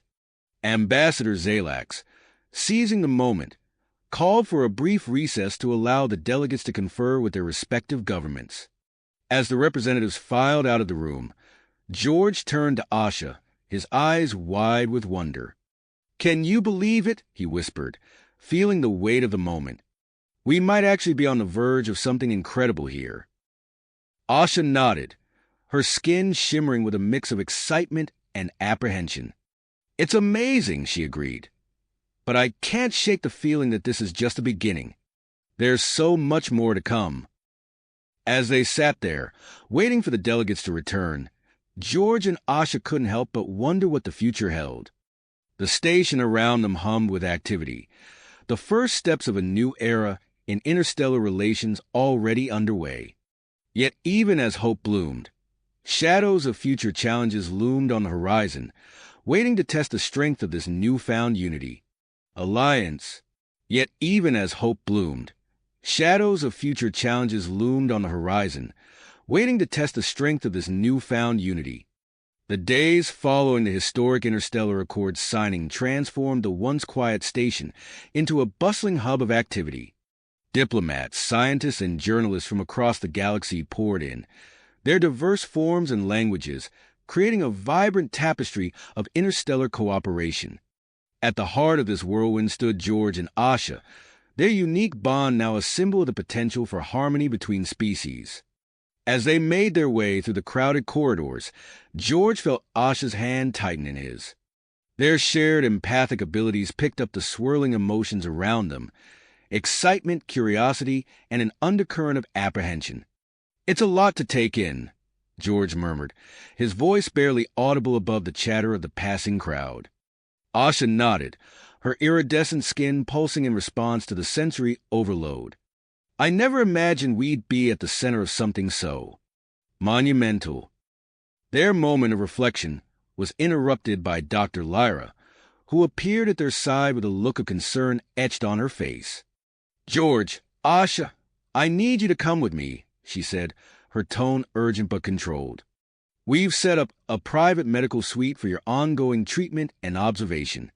I'm worried about the stress of all this attention on your condition." The trio made their way to a secluded section of the station, where a state-of-the-art medical facility awaited them. As the doors sealed behind them, George and Asha felt a wave of relief wash over them. The constant barrage of emotions from the crowd finally muted. Dr. Lyra wasted no time in beginning her examination, her skilled hands manipulating holographic displays of their genetic structure. As she worked, her eyes widened in astonishment. "This is remarkable," she breathed, zooming in on a particularly complex strand of DNA. "Your hybrid biology has developed a new characteristic. It appears your genetic structure can now adapt to various environments at an accelerated rate. In theory, this could allow you to survive on planets previously considered uninhabitable for both humans and denobulans." The implications of this discovery hung in the air, heavy with potential. Before they could fully process the information, a comm panel on the wall chirped to life. "Dr. Lyra," Commander Vex's voice crackled through the speaker, "we have a new arrival requesting to meet with George and Asha. Captain Zara Vex of the Galactic Frontier Initiative. She claims to have a proposal of utmost importance." Dr. Lyra exchanged a glance with her patients, seeing the mixture of curiosity and trepidation in their eyes. "Send her to conference room 3, she replied. "We'll meet her there." As they made their way to the meeting, George and Asha's empathic senses tingled with anticipation. They could feel the energy emanating from the conference room even before the doors slid open. Captain Zara Vex cut an impressive figure, her weathered face a testament to years of exploration. Her eyes lit up as George and Asha entered, a smile spreading across her features. "At last," she said, her voice carrying the gravel of countless planetary atmospheres. "I've heard so much about you two. I have a proposition that could change the course of galactic exploration." As Captain Vex laid out her plan for a groundbreaking mission to a newly discovered planet on the edge of known space, George and Asha found themselves caught between excitement and apprehension. The captain's enthusiasm was infectious, her description of uncharted worlds and the potential for new discoveries igniting a spark of adventure in their hearts. However, the weight of their responsibility pressed heavily upon them. They exchanged a glance, their hybrid biology allowing for a silent conversation amidst the captain's fervent pitch. Before they could respond, the doors to the conference room hissed open once more. Ambassador Zalax entered, flanked by representatives from Earth and Denobula. The ambassador's tentacles swayed with an air of urgency. "I apologize for the interruption," Zalax said, his voice carrying its usual diplomatic grace, "but we must discuss the implications of this proposed mission immediately." What had started as a simple meeting quickly evolved into a heated debate. The Earth representative argued for the scientific value of the mission, while the Denobulan delegate expressed concerns about the potential exploitation of George and Asha's abilities. As the argument intensified, George and Asha found themselves at the center of a storm of conflicting interests and emotions. Their empathic abilities picked up on the underlying fears and ambitions of each party, adding layers of complexity to an already fraught situation. Amidst the chaos, an alert flashed on Commander Vex's comm device. His four eyes narrowed as he read the message, his posture stiffening. "We have a security breach," he announced, silencing the room. "It appears that information about Captain Vex's proposed mission has been intercepted by an unknown party." The revelation sent a ripple of tension through the assembled group. George and Asha shared a look of understanding, both sensing the shifting dynamics and the potential for further conflict. As the implications of this new development began to sink in, George and Asha felt an overwhelming need for space and quiet. Excusing themselves from the increasingly tense meeting, they made their way to a rarely used observation deck. Seeking refuge from the constant attention and the weight of their potential impact on galactic society. Standing before the vast expanse of space, their fingers intertwined, George and Asha felt a moment of peace wash over them. Yet even in this quiet sanctuary, they couldn't escape the feeling that they stood on the precipice of something monumental, a journey that would challenge them in ways they had yet to imagine. As they gazed out at the stars, neither could have predicted the series of events their decision would set in motion, or the far-reaching consequences their unique bond would have on the future of interstellar exploration and cooperation. As George and Asha stood before the vastness of space, their moment of peaceful reflection was interrupted by the arrival of Ambassador Zalax. The ambassador's tentacles swayed gently as he approached, his multifaceted eyes gleaming with a mix of excitement and concern. "I hope I'm not intruding," Zalax said softly, "but I believe we've reached a decision regarding Captain Vex's proposal." George and Asha turned to face the ambassador, their hands still intertwined. They could sense the weight of the moment in Zalax's demeanor. "We're listening," George said, his voice steady despite the flutter of anticipation in his chest. Zalax took a deep breath before continuing. "After much deliberation, we've decided to proceed with the exploration mission. Your unique abilities, George and Asha, could be the key to unlocking new frontiers in our understanding of the galaxy." The news sent a ripple of excitement through the couple, their skin shimmering in response to the surge of emotions. However, their joy was tempered by the gravity of the responsibility they were about to undertake. "When do we leave?" Asha asked, her voice barely above a whisper. "Preparations begin immediately," Zalax replied. "Captain Vex is already assembling her crew and finalizing the mission parameters." As if on cue, the space station's intercoms crackled to life, announcing the commencement of the mission preparations. The once quiet observation deck was suddenly alive with activity as crew members rushed to their stations.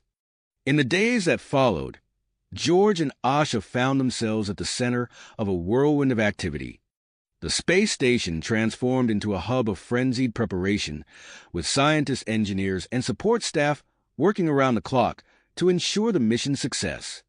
Dr. Lyra, ever vigilant about their well-being, unveiled a specialized monitoring system she had developed.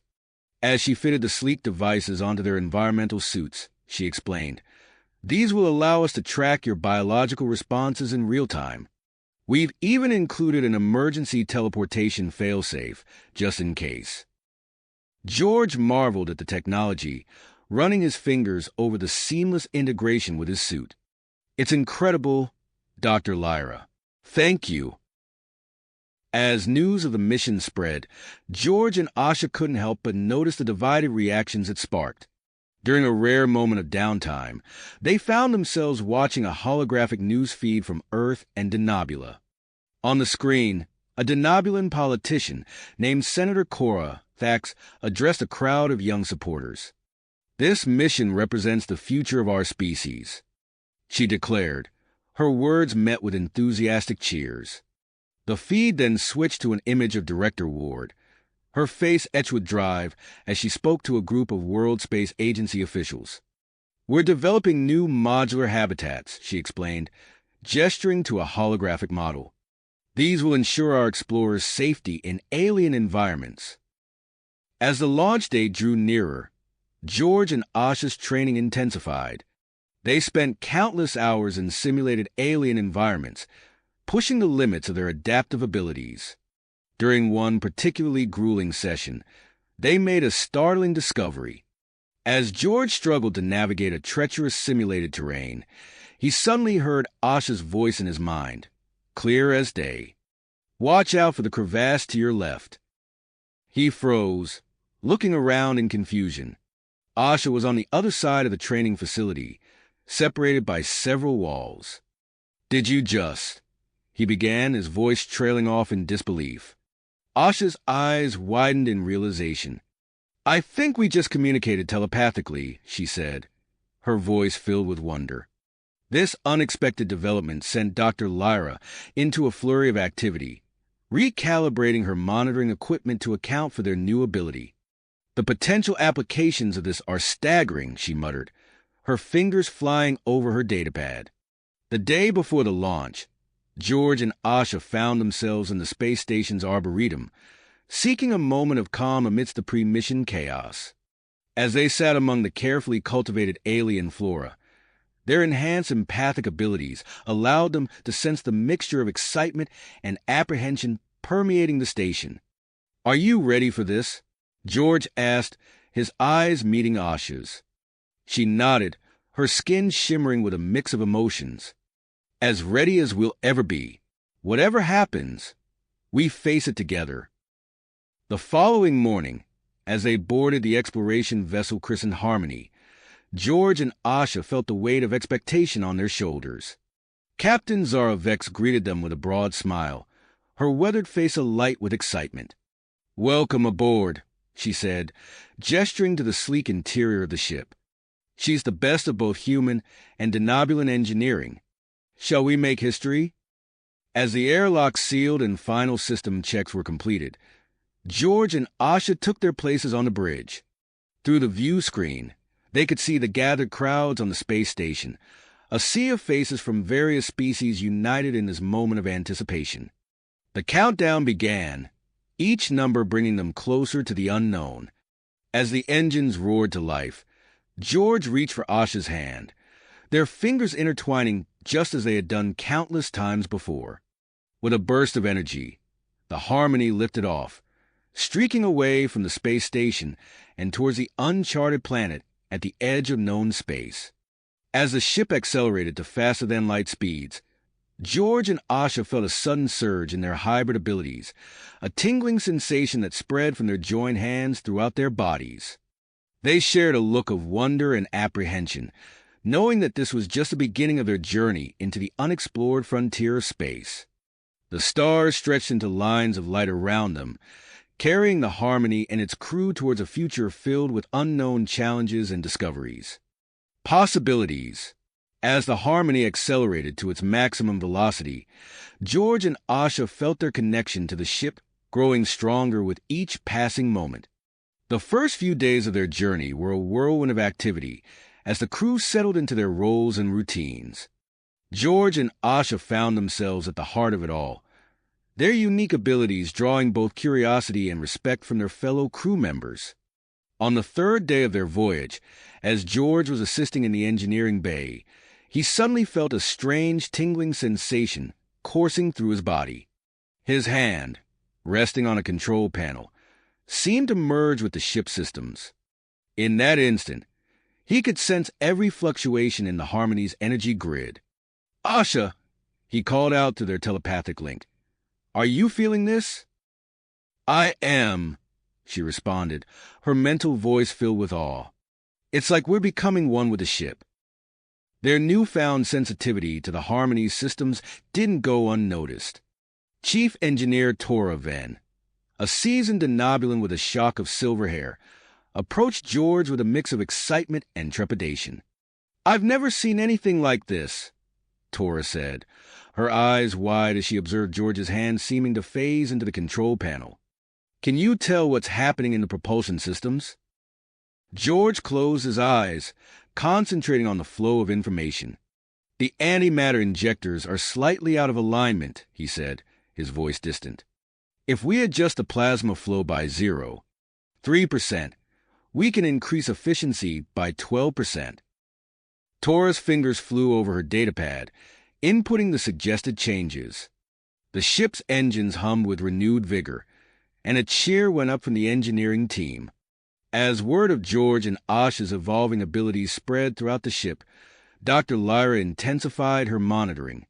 Her laboratory became a hub of constant activity, filled with holographic displays of their shifting genetic structure. "It's remarkable," Dr. Lyra murmured, her eyes fixed on a 3D representation of their DNA. "Your genetic code is rewriting itself in response to the deep space environment. It's as if you're evolving in real time." Captain Zaravex called a meeting to discuss the implications of these developments. As the senior staff gathered in the conference room, George and Asha could sense the mixture of excitement and concern emanating from each person. "While these new abilities are undoubtedly beneficial to our mission," Captain Vex began, her weathered face serious, "we need to ensure they don't pose any risks to George and Asha's health or the safety of the ship." Dr. Kiran Patel, the ship's xenobiologist, leaned forward, his dark eyes gleaming with scientific curiosity. "I propose we conduct a series of controlled experiments. We can expose George and Asha to simulated environments of potential colony worlds and observe how their physiology adapts." The experiments began the following day. George and Asha found themselves in a specially designed chamber that could mimic various planetary conditions. As they were exposed to different atmospheres, gravities, and radiation levels, their bodies responded in ways that defied conventional understanding. During a simulation of a high-gravity world, Asha's bone density increased dramatically, allowing her to move with ease under conditions that would have crushed an unaltered human. In a low-oxygen environment, George's lungs developed new structures that could extract oxygen from even the thinnest atmosphere. However, the constant changes took their toll. After a particularly intense session simulating a world with extreme temperature fluctuations, George and Asha collapsed, their bodies shimmering with an otherworldly light. As they recovered in the medical bay, Dr. Lyra hovered over them, her face etched with concern. "Your bodies are adapting at an incredible rate," she explained, studying the readouts on her datapad. "But we need to be careful not to push you too far, too fast." The couple's recovery was interrupted by a sudden lurch of the ship. Captain Vex's voice came over the intercom, tension evident in her tone. "All hands to stations. We've encountered an uncharted asteroid field." George and Asha rushed to the bridge, their bodies still aching from the recent ordeal. As they entered, they were confronted by a view screen filled with a chaotic swarm of space rocks, ranging from the size of pebbles to small moons. Our long-range sensors were blocked by some kind of interference, Navigator Econ reported, his fingers dancing over the controls. We didn't detect the field until we were almost upon it. Captain Vex turned to George and Asha, her expression grim. We need your help. Your connection to the ship might be our best chance of making it through this field in one piece. Without hesitation, George and Asha took their positions at auxiliary control panels. As they placed their hands on the surfaces, they felt the familiar sensation of merging with the ship's systems. In an instant, they were aware of every thruster, every shield emitter, every power conduit. Asha, take port thrusters, George communicated telepathically. I'll handle starboard. We'll need to make constant micro-adjustments. As the Harmony plunged into the asteroid field, George and Asha became its guiding force. Their enhanced reflexes and intuitive understanding of the ship's capabilities allowed them to navigate the treacherous terrain with a grace that seemed to defy physics. The bridge crew watched in awe as the massive vessel wove through gaps barely wider than its hull, dodging incoming rocks with millimeter precision. With each near miss, the tension on the bridge ratcheted higher. After what felt like hours, but was merely minutes, the Harmony emerged from the other side of the asteroid field. A collective sigh of relief swept through the crew, followed by a burst of applause. But as the adrenaline of the moment faded, George and Asha felt a sudden, sharp pain. Their mental link, which had been a constant presence since the start of their journey, abruptly severed. As they stumbled away from their stations, their skin began to flicker and change, shifting through a kaleidoscope of colors and textures. Dr. Lyra rushed to their side, her medical scanner whirring. Their systems are in shock, she announced, her voice tight with concern. We need to get them to the medical bay immediately. As they were rushed out of the bridge, George reached out for Asha's hand, but found he could no longer sense her thoughts or emotions. The loss of their connection left them feeling more alone than they had in years, even as they lay side by side in the medical bay. Dr. Lyra worked tirelessly, developing a new treatment protocol to stabilize their rapidly changing physiology. As she administered a specially formulated nutrient solution, George and Asha's color shifting began to slow. This should help, Dr. Lyra said, watching the monitors carefully. But I'm afraid your abilities may continue to evolve in ways we can't predict. As George and Asha began to recover, they noticed a new change in their bodies. Their skin had developed chameleon-like properties, subtly changing color and texture to match their surroundings. While they marveled at this new development, the ship's long-range sensors detected an anomaly that would soon test their newfound abilities to their limits. The Harmony's journey was just getting started, and the greatest challenges still lay ahead. As George and Asha recovered in the medical bay, their newfound abilities continued to evolve in unexpected ways. Suddenly, the ship's alarms blared to life, startling the couple from their recuperation. Captain Zarvek's voice crackled over the intercom, her tone urgent but controlled. All hands to stations. We've detected a massive object on long-range sensors. Prepare for potential first contact. George and Asha exchanged a glance, their skin rippling with a mix of excitement and apprehension. Despite Dr. Lyra's protests, they made their way to the bridge, their bodies still adjusting to the latest changes. As they entered, the view screen revealed a sight that took their breath away. An enormous vessel, easily 10 times the size of the Harmony, loomed before them.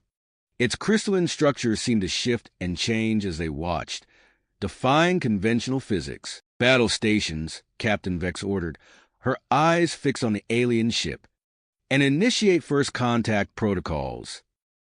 George and Asha took their positions, their hybrid abilities on high alert.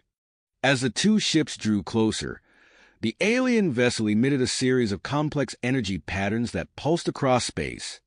"Our systems can interpret the signals," Communications Officer Taz reported, his antennae twitching in frustration. George felt a tingling sensation in his mind, and he turned to Asha. "Are you feeling that?" She nodded, her eyes wide. "It's like... I can almost understand it." Together, they focused on the energy patterns, their enhanced senses allowing them to perceive layers of information invisible to the ship's instruments. Slowly, meaning began to emerge from the chaos. "Captain," Asha said, her voice filled with wonder, "I think we can communicate with them." Captain Vex raised an eyebrow but nodded. "Proceed." George and Asha joined hands, their skin shimmering as they connected not just with each other, but with the ship systems. Through this interface, they began to decipher the alien transmissions.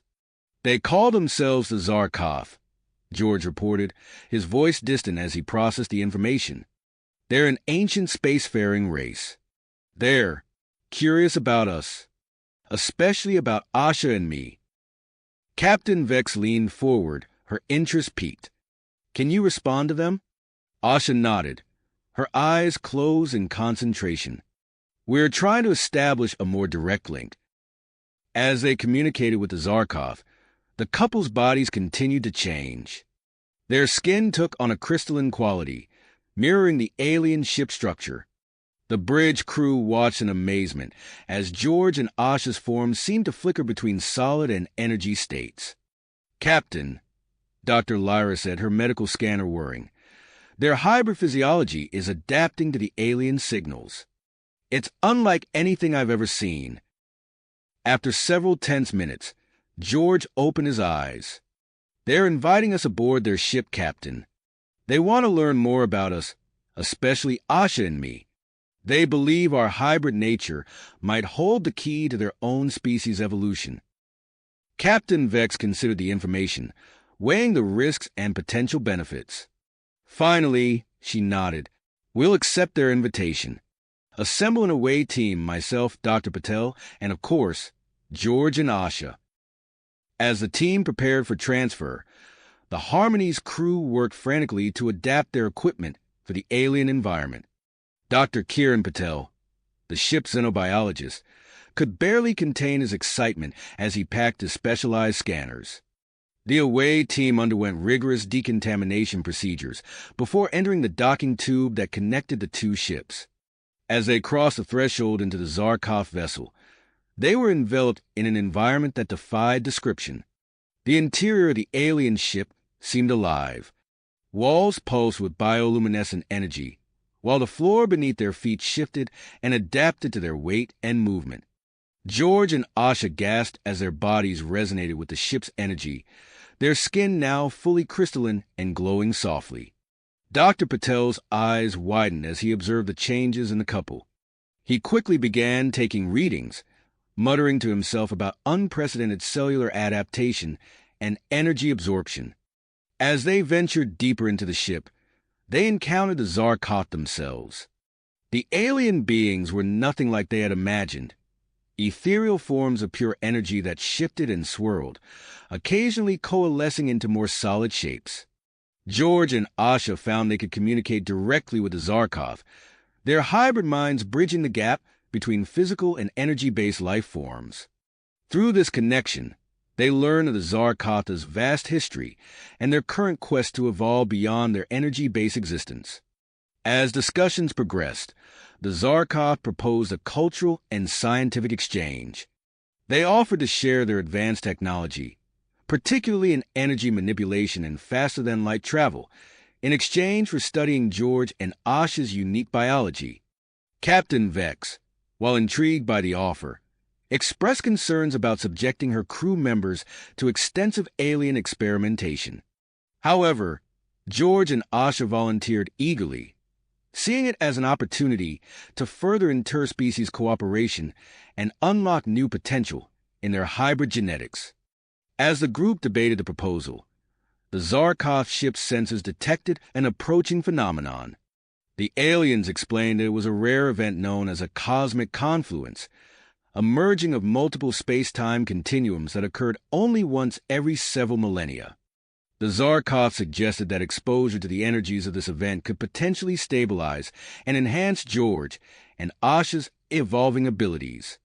However, they warned that the phenomenon was rapidly approaching, leaving little time for extended deliberation.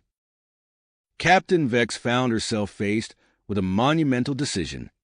The cosmic confluence offered an unprecedented opportunity for scientific discovery and the advancement of George and Asha's hybrid potential.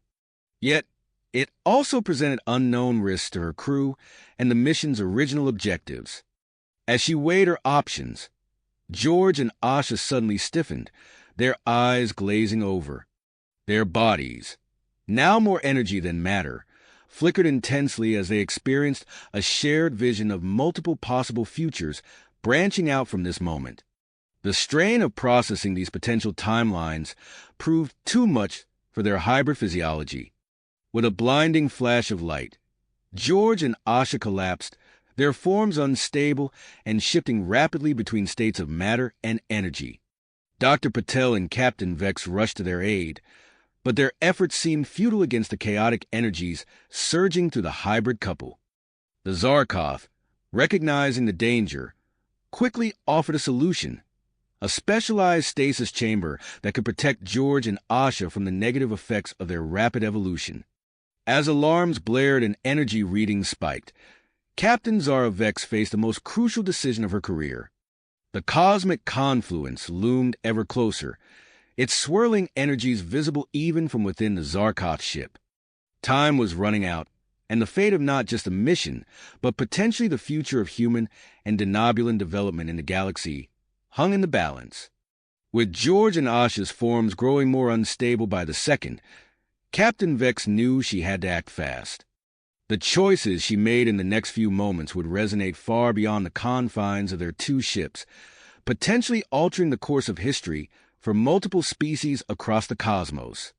Captain Zarvex took a deep breath, her eyes darting between the unstable forms of George and Asha and the swirling energies of the cosmic confluence visible through the Zarkov ship's translucent walls. Time seemed to stretch as she weighed her options, the fate of her crew members hanging in the balance. "Transfer them to the stasis chamber," she ordered, her voice steady despite the gravity of the situation. "It's our best chance to save them and possibly unlock new potential." The Zarkov moved with surprising speed, their energy forms coalescing into more solid shapes as they guided the incapacitated couple to the medical bay. Captain Vex and Dr. Patel followed close behind, their steps quick and purposeful. The alien medical bay was a marvel of biocrystalline technology. At its center stood a large, pulsating pod filled with a luminescent fluid that seemed to shift colors in response to the nearby presence of George and Asha. As the hybrid couple was carefully lowered into the pod, their bodies began to stabilize, the erratic fluctuations between matter and energy slowing to a more rhythmic pattern. Dr. Patel's eyes widened as he studied the readouts on his modified scanner. "Fascinating," he muttered. "Their cellular structure is adapting to the stasis fluid at an unprecedented rate." Before Captain Vex could respond, a violent tremor shook the ship.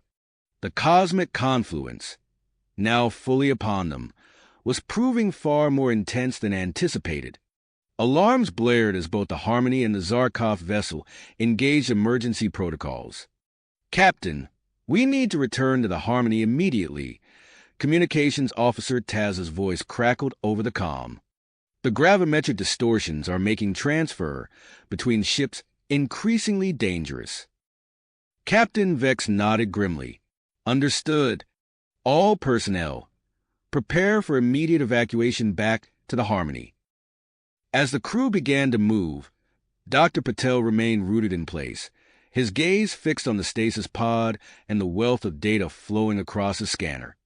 "Captain," he said, his voice filled with a mixture of excitement and trepidation, "I believe I should stay here to monitor George and Asha's condition. The scientific importance of this moment cannot be overstated." Captain Vex hesitated, torn between her duty to protect her crew and the potential knowledge to be gained. Another violent shake of the ship made the decision for her. All right, Dr. Patel, but at the first sign of danger, you evacuate immediately. Is that clear? Crystal, Captain, Dr. Patel replied, already turning back to his instruments. As Captain Vex and the rest of the away team made their way back to the Harmony, the full force of the cosmic confluence struck both ships. The Harmony's hull groaned under the strain of spatial distortions, and several non-critical systems went offline in rapid succession. On the bridge, Chief Engineer Marcus Ward's fingers flew over his console as he rerouted power and implemented emergency protocols. Captain, we're losing stability in sectors 3 through 7, he reported as Vex entered the bridge. I've diverted all available power to life support and structural integrity, but we're running on fumes here. Captain Vex strapped herself into the command chair, her expression grim. Status of the Zarkov vessel? Unknown, Captain, Taz replied. Our sensors are heavily degraded by the confluence. We're flying blind. As if in response to Taz's words, the Harmony's view screens overloaded in a brilliant flash of light, leaving the bridge crew momentarily stunned. In the ensuing darkness, broken only by the red glow of emergency lighting, a soft chime sounded from the science station.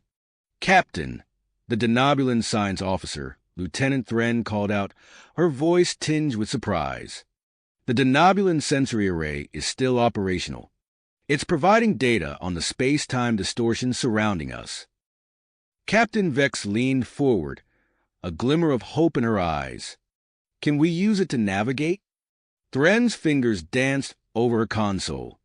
Yes, I believe so. The array is detecting safe corridors within the turbulence. It's not much, but it should be enough to keep us intact until the confluence passes.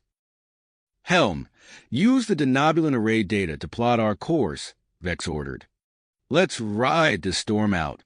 As the Harmony battled through the cosmic maelstrom, Dr. Patel found himself witnessing a spectacle beyond his wildest scientific dreams aboard the Zarkov vessel. Protected by an alien force field, he watched in awe as the stasis chamber housing George and Asha began to glow with an otherworldly radiance.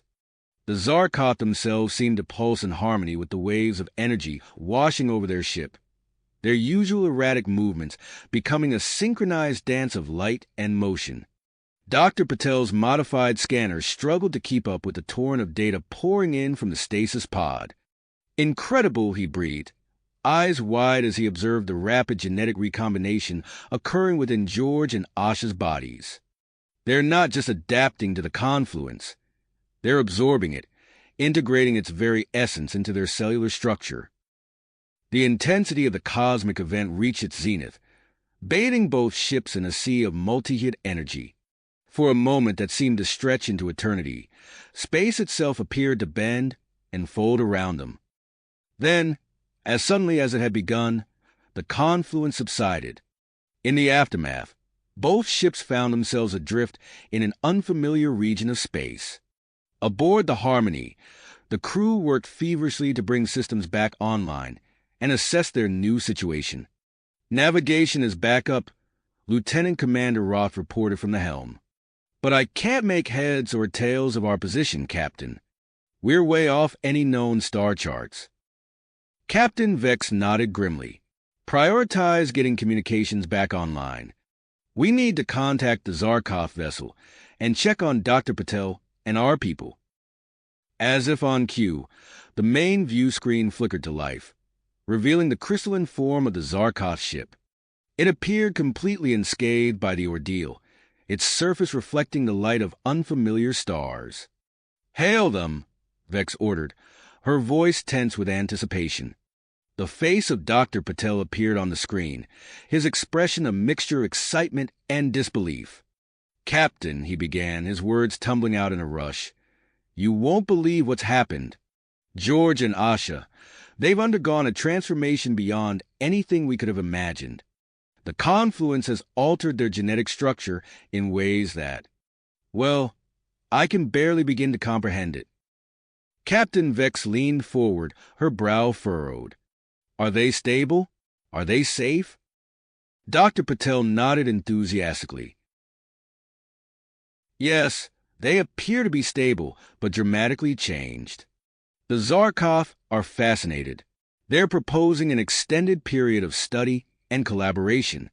They're offering to share their knowledge of space-time manipulation in exchange for the opportunity to work with George and Asha." As Captain Vex considered this proposal, she became aware of subtle changes in her own ship. The computer core was processing information at speeds that should have been impossible, and reports were coming in from the Denobulan crew members of heightened sensory awareness. "It seems the confluence has affected more than just George and Asha," she mused aloud. "Dr. Patel, continue your work with the Zarkov. I need to consult with Earth and Denobula before making any long-term decisions." As she turned to give orders for establishing a secure communication link with their home worlds, a new alert sounded from the tactical station. "Captain," Lieutenant Tez called out, his antennae twitching nervously. "Long-range sensors have detected an approaching vessel of unknown configuration. It will be within visual range in approximately 2 hours." Captain Vex's mind raced, calculating potential scenarios. Before she could respond, the Zarkov communication channel activated again. "We have detected the approaching ship as well. The aliens' thoughts translated directly into their minds. We can cloak both our vessels, concealing us from detection while we assess whether this new arrival poses a threat." Captain Vex nodded her agreement, and within moments, both the Harmony and the Zarkov ship shimmered out of view, hidden by technology far beyond human understanding. In the alien medical bay, the stasis pod containing George and Asha began to emit a soft, pulsating glow. Dr. Patel leaned in, his scanner whirring as it captured every nuance of the changing energy patterns. "I think they're waking up," he whispered, barely containing his excitement. As the crew of the Harmony, the Zarkov, and Dr. Patel waited with anxious anticipation, the universe seemed to hold still for a moment. The awakening of George and Asha promised to unlock new realms of scientific discovery and interspecies cooperation. Yet, with an unknown ship approaching and their location in the galaxy still a mystery, the challenges ahead remained daunting. The stasis pod's glow intensified, casting dancing shadows across the crystalline walls of the Zarkov medical bay. Whatever emerged from that pod would forever change the course of human and Denobulan history.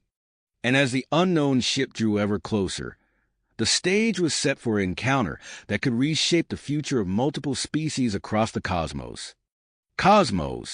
As the crew of the Harmony held their collective breath, the stasis pod's luminescence reached its zenith, casting an otherworldly glow throughout the Zarkov medical bay.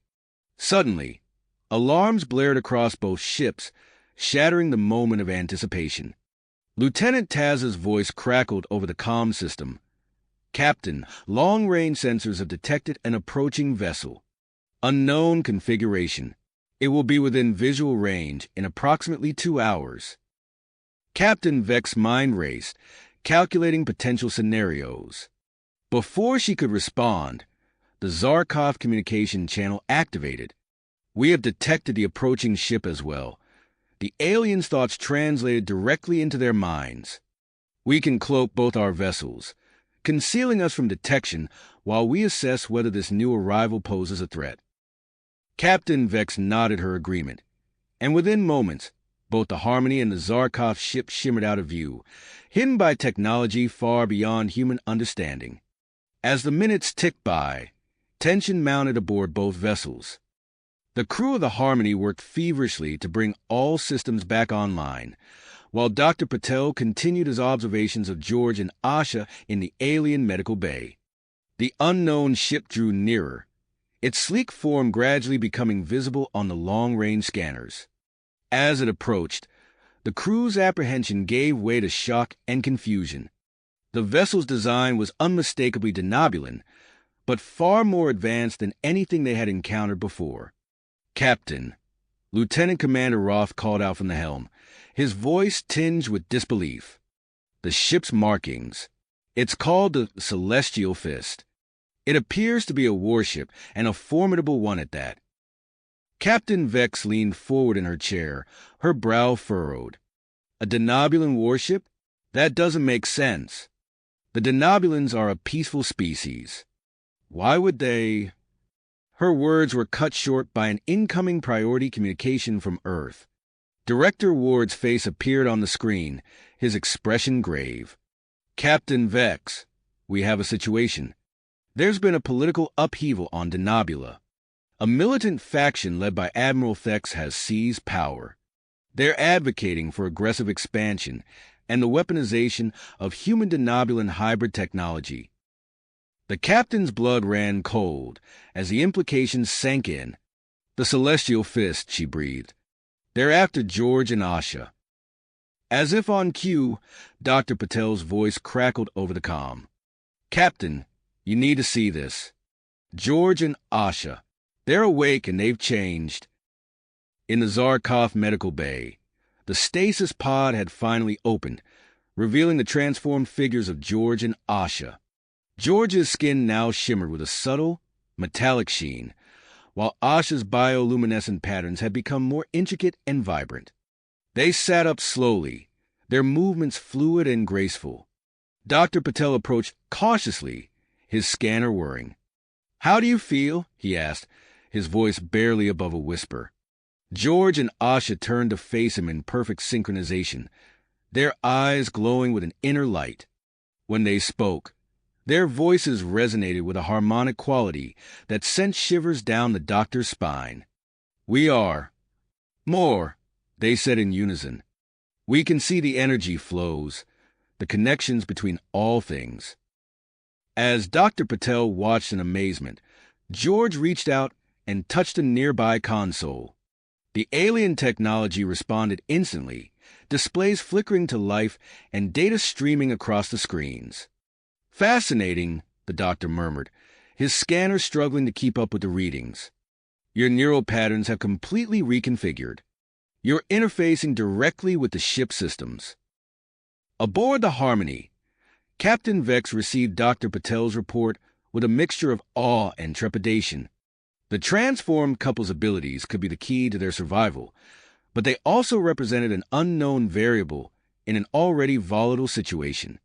Her deliberations were interrupted by a warning from the tactical station. "Captain," Lieutenant Tez called out, his antennae twitching nervously. "The Celestial Fist is employing some kind of high-energy particle scan. Our cloaking field is starting to destabilize." Captain Vex's mind raced through their options. They were outgunned and potentially outmatched by the advanced Denobulan warship. Direct confrontation seemed suicidal, but maintaining their hidden position was becoming increasingly untenable. Just then, George and Asha's voices came through the comm system, speaking in perfect unison. "Captain Vex, we believe we can help. Using our new abilities, we may be able to interface with the Celestial Fist systems remotely. We could potentially disable the warship without bloodshed." The captain hesitated, weighing the risks. Such an action would reveal the extent of George and Asha's transformation and could have far-reaching consequences for human-Denobulan relations. Yet, faced with limited options and dwindling time, it might be their best chance. "Dr. Patel," she called out, "what's your assessment of their condition? Can they safely attempt this?"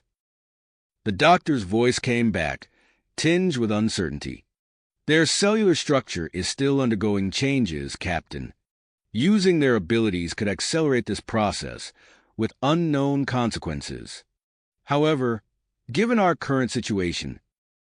He trailed off, leaving the implications hanging in the air. Captain Vex took a deep breath, her decision crystallizing. "All right," she said firmly. "George, Asha, proceed with your plan, but exercise extreme caution. At the first sign of danger to yourselves, you pull back immediately. Is that understood?" "Yes, Captain," they responded in unison. In the Zarkov medical bay, George and Asha clasped hands, their bodies beginning to glow with ethereal energy. As they closed their eyes in concentration, Dr. Patel and the Zarkov scientists watched in awe as waves of energy pulsed around them. Aboard the Harmony, the crew held their breath as the cloaking field continued to falter under the Celestial Fist's relentless scans. The massive Denobulan warship loomed ever closer on their view screens, its weapon systems visibly charging. Suddenly, alarms blared throughout both the Harmony and the Zarkov vessel. In the medical bay, George and Asha's bodies convulsed, their vital signs spiking erratically on Dr. Patel's monitors. "What's happening?" Captain Vex demanded, her squeezing hard as she gripped the arms of her chair. Before anyone could respond, the Celestial Fist's engines flared to life, its massive form beginning to turn away from their position. The energy readings emanating from the warship fluctuated wildly, indicating widespread systems failures. A mixture of relief and concern washed over the bridge crew. George and Asha's gambit appeared to be working, but at what cost? In the medical bay, Dr. Patel worked frantically to stabilize the hybrid couple, their bodies racked with tremors as they maintained their psychic link with the Denobulan ship. The Zarkov scientists assisted, their energy forms pulsing with urgency as they channeled stabilizing energies into the struggling humans. As the Celestial Fist drifted further away, its systems clearly in disarray, Captain Vex faced a critical decision. The immediate threat had been neutralized, but at great risk to George and Asha. The cloaking field was still deteriorating, and there was no guarantee the Denobulan ship wouldn't recover and return with a vengeance. With the fate of her crew, the mission, and potentially the future of human-Denobulan relations hanging in the balance, Captain Zara Vex steeled herself for the choices ahead. The true test of their newfound abilities, alliances, and perseverance was only beginning. Captain Zara Vex's eyes narrowed as she made her decision. With a swift gesture, she signaled to Lieutenant Commander Roth at the helm. "Disengage cloaking field," she ordered, her voice steady despite the gravity of the situation. "Let's show the Celestial Fist exactly who they're dealing with." As the Harmony shimmered into view, Captain Vex opened a channel to the Zarkov medical bay. "George, Asha, proceed with your plan. Disable that warship, but be careful." The hybrid couple's acknowledgement came as a unified thought, resonating through the minds of the entire crew. In the alien medical bay, their bodies began to glow with an intensifying energy, the air around them shimmering with power. Dr. Patel's fingers flew across his instruments, monitoring their vital signs with growing concern. "Captain, their neural activity is off the charts. I've never seen anything like this." On the bridge, the crew watched in tense silence as the massive form of the Celestial Fist loomed before them. The Denobulan warship's advance halted abruptly, clearly caught off guard by the Harmony's sudden appearance. Lieutenant Taz's antennae twitched as he reported, "Captain, the Celestial Fist is powering up weapon systems. They're preparing to fire." Before Captain Vex could respond, the ship rocked violently. Energy discharges erupted across multiple decks, overloading systems and causing consoles to spark and flicker. "Report," Vex demanded, gripping her chair as the ship stabilized. "It's not weapons fire, Captain," Roth called out from the helm. "The energy surge is coming from within our own ship.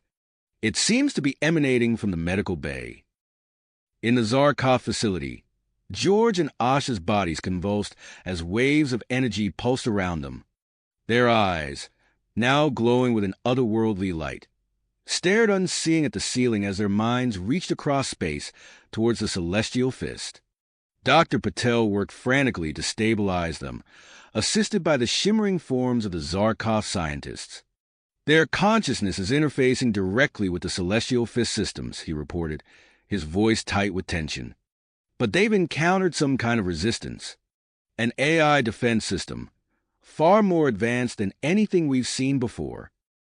Aboard the Celestial Fist, Admiral Thex's face contorted with rage as he realized the nature of the attack on his ship. "Engage countermeasures," he roared. "Launch all weapons. Destroy that abomination of a ship. The space between the two vessels lit up with weapons fire. The Harmony's shields, augmented by Zarkov technology, flared brilliantly as they absorbed the initial barrage. But the onslaught continued, each impact weakening their defenses. Shields at 60% and falling. Lieutenant Taz reported, his antennae now flat against his head in distress. Captain Vex's mind raced through their options. Evasive maneuvers, pattern Delta 3, she ordered. Roth, push those engines to the limit. We need to buy George and Asha more time.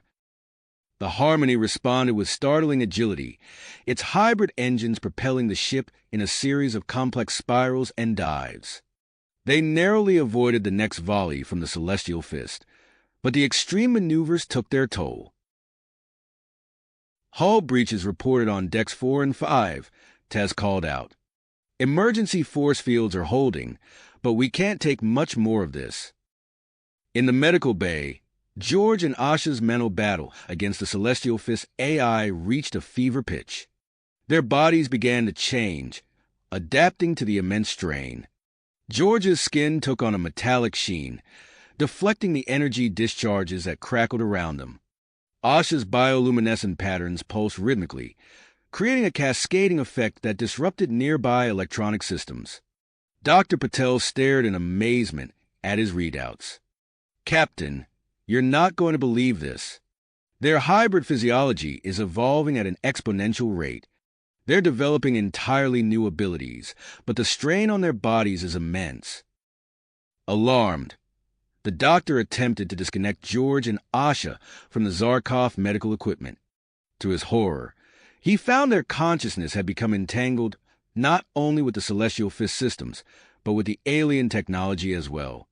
I can't separate them, he reported, his voice edged with panic. If we force it, we could cause permanent mental damage. On the bridge, a new alert sounded. Lieutenant Commander Roth's eyes widened as he interpreted the sensor data. Captain, the residual energy field from the cosmic confluence is intensifying. We're detecting growing spatial distortions. It looks like another confluence event may be imminent. Captain Vex's blood ran cold at the implications. They were out of time and options. She opened a channel to the Celestial Fist. This is Captain Zora Vex of the Harmony, she announced, her voice firm despite the chaos around her. Admiral Vex, I urge you to stand down. We are all in imminent danger from a cosmic event of unknown proportions. We must work together if we hope to survive. Admiral Vex's face appeared on the screen, his expression a mixture of anger and suspicion. You dare to make demands? Surrender George and Asha immediately, or I will destroy your ship and claim them from the wreckage. As Vex engaged in tense negotiations with the Denobulan commander, George and Asha made a breakthrough. They created a backdoor in the Celestial Fist defense systems, gaining limited control over non-essential functions. We're in. Their unified thoughts echoed through the ship, beginning sabotage of weapon systems. But their success came at a terrible cost. The strain of maintaining the mental connection while undergoing rapid physiological changes pushed them to the brink of consciousness. Energy pulsed from their bodies in waves, creating small, unpredictable wormholes around the medical bay. Dr. Patel's eyes widened as he made a startling realization. Captain, he called out, his voice trembling. The energy signatures from George and Asha. They matched the approaching confluence event. Their hybrid physiology might be acting as a catalyst for these space-time disturbances. Captain Vex felt the weight of command pressed down on her shoulders like never before. The fate of her crew, the mission, and potentially the future of human-Denobulan relations hung in the balance. As she weighed her options, the space around both ships began to shimmer with energy, heralding the arrival of the second cosmic confluence. All hands, brace for impact, she ordered, her voice steady despite the uncertainty that gripped her. As the crew of the Harmony prepared for the unknown, Captain Vex's mind raced with possibilities. Whatever came next would test the limits of their technology, their diplomacy, and the newfound powers of George and Asha. The universe itself seemed to hold its breath as the cosmic energies swirled around them, promising to forever alter the course of their mission, and perhaps the very fabric of reality itself. The universe held its breath no longer.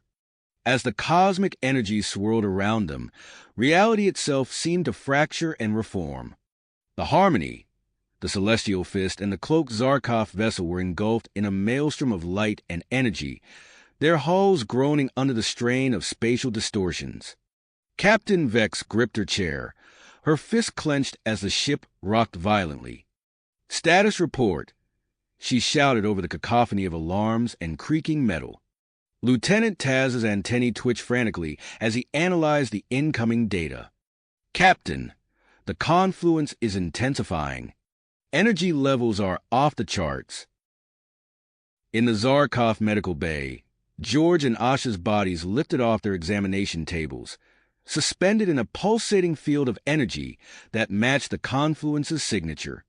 Dr. Patel stumbled, fighting against the fluctuating gravity as he activated emergency containment protocols.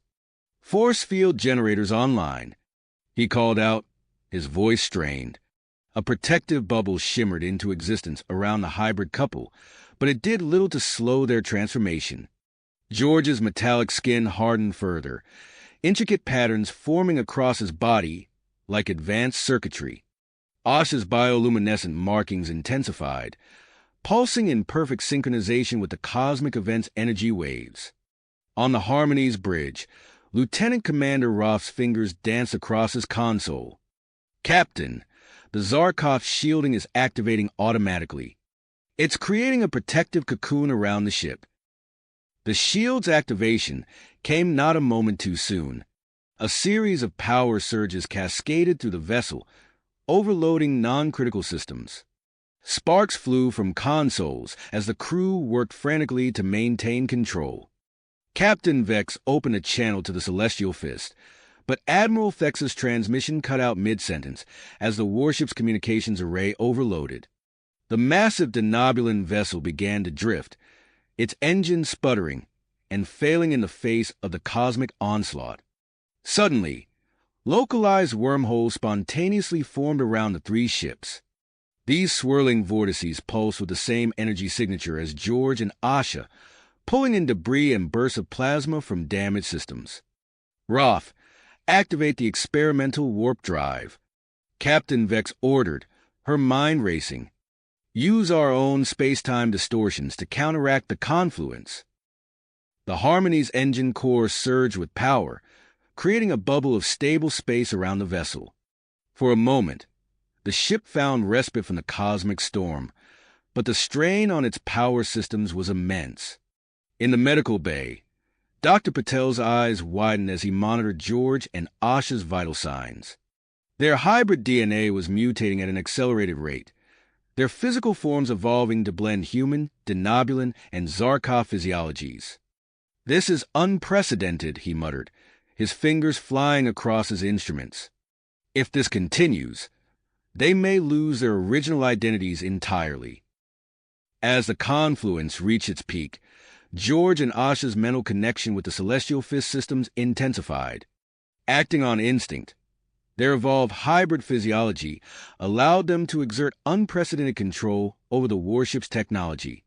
The energy signatures of the three ships began to align, creating a stabilizing influence on the surrounding space-time.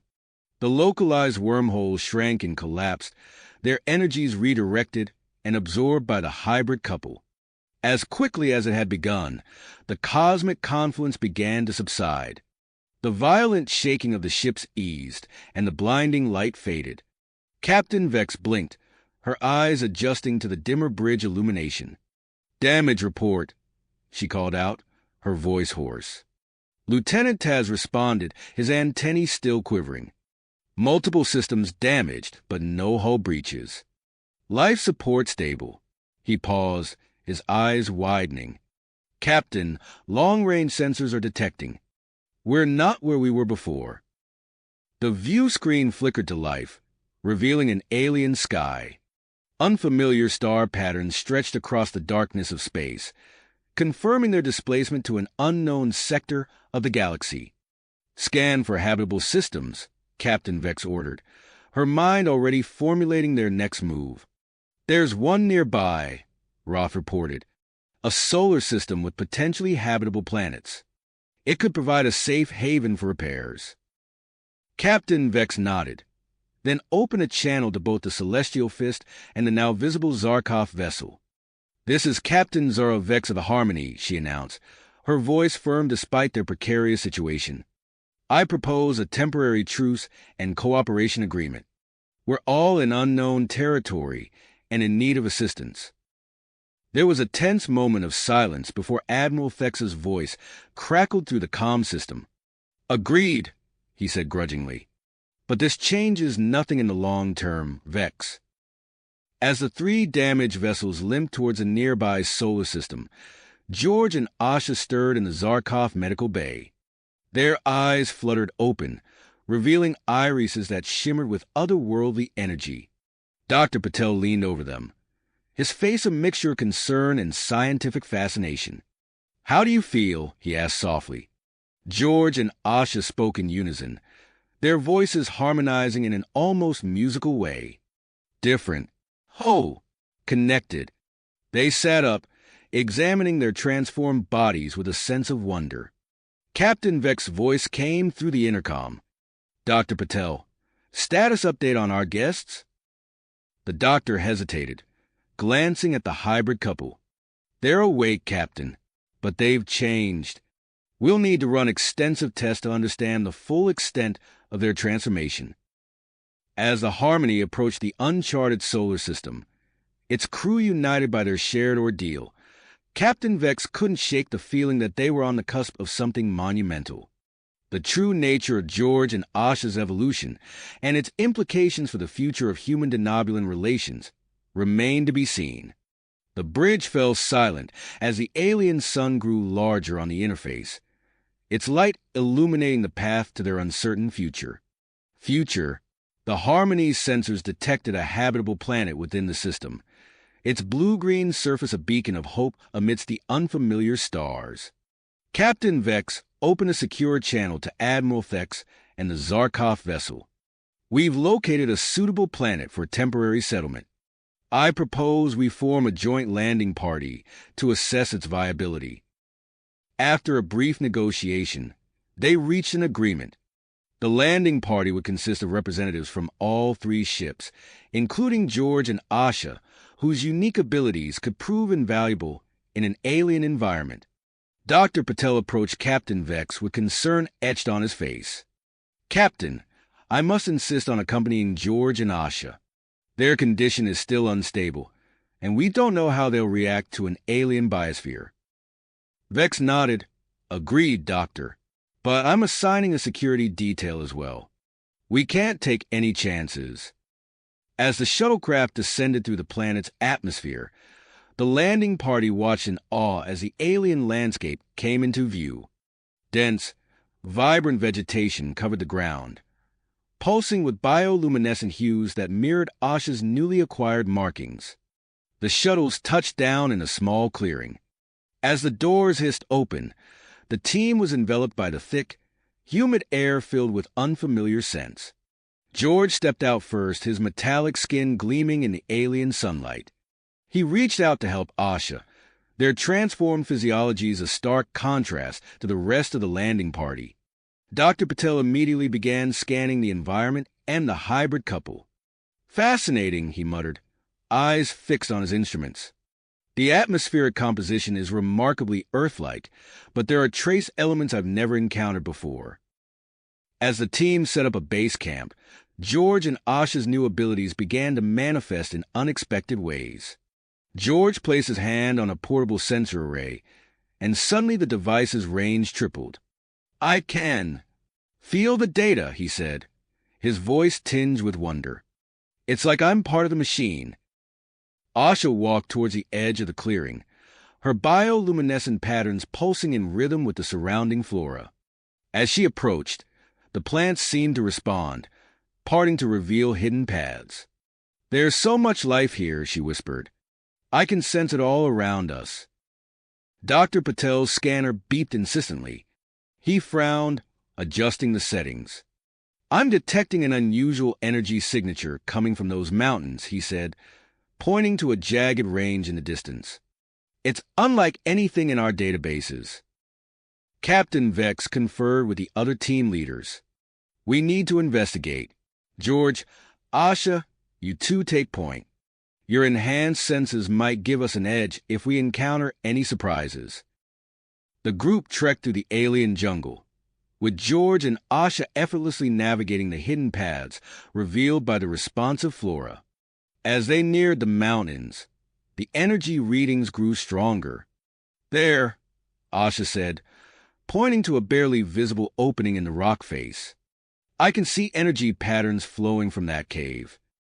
Cautiously, the team entered the cave, only to find themselves standing at the threshold of a vast underground complex.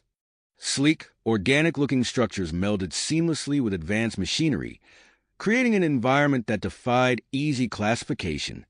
George placed his hand on a nearby console, his eyes widening as information flooded his mind. This is incredible, he gasped. It's some kind of research facility. Ancient, but far beyond anything we've ever seen. As they explored deeper into the facility, dormant systems flickered to life at George and Asha's touch. Dr. Patel worked feverishly to document everything, his excitement palpable.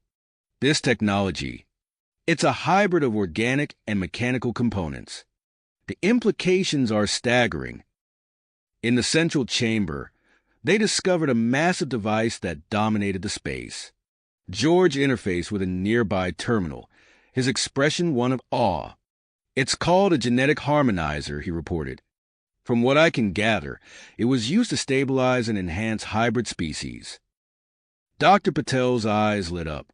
That could explain your accelerated evolution during the cosmic confluence. This technology might have been guiding the process somehow.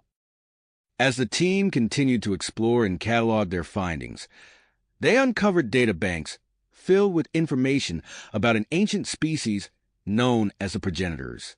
These beings had apparently seeded life throughout the galaxy, potentially including the ancestors of humans and denobulans.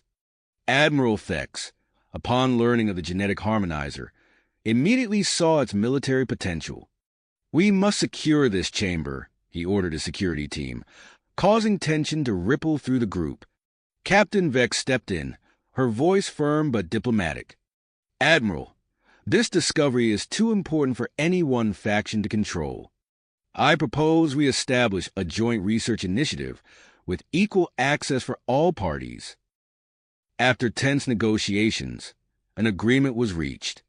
As the three factions began to set up research stations within the facility, George and Asha approached Dr. Patel. Doctor, George said, his voice resolute, we want to undergo a controlled exposure to the genetic harmonizer. If it can stabilize our hybrid physiology, it might be the key to understanding our true potential. Dr. Patel hesitated, concern evident on his face. It's risky. We don't fully understand this technology yet. Asha placed a hand on his shoulder, her bioluminescent patterns pulsing gently. We trust you, Doctor, and we believe this is the next step in our journey. After extensive preliminary tests and preparations, Dr. Patel reluctantly agreed to oversee the procedure. George and Asha stepped into the genetic harmonizer, their hands clasped tightly as the ancient device hummed to life. Energy swirled around them, a cocoon of light and power that seemed to rewrite their very beings. When it finally subsided, George and Asha emerged transformed yet again. Their hybrid physiology had stabilized, integrating their human and denobulan traits with their newfound abilities in perfect harmony. As word of their successful integration spread, both Admiral Thex and the Zarkov scientists began to show increased interest in George and Asha. The potential for enhanced soldiers or evolutionary leaps was too tempting to ignore. Captain Vex, recognizing the growing tensions, implemented strict security protocols around the facility and the genetic harmonizer. As she worked to establish long-range communication with Earth and Denobula, she couldn't shake the feeling that they had stumbled upon something that could change the course of galactic history. George and Asha, their connection now stronger than ever, began to experience shared visions of other progenitor facilities scattered across the stars. As they shared these visions with Dr. Patel and Captain Vex, a new sense of purpose began to take shape. The alien world, once a temporary haven, now stood at the center of a scientific and political maelstrom. As the Joint Research Initiative delved deeper into the secrets of the progenitors, the three factions maintained an uneasy alliance, each acutely aware of the power they had discovered. For George and Asha, their transformation was just the beginning.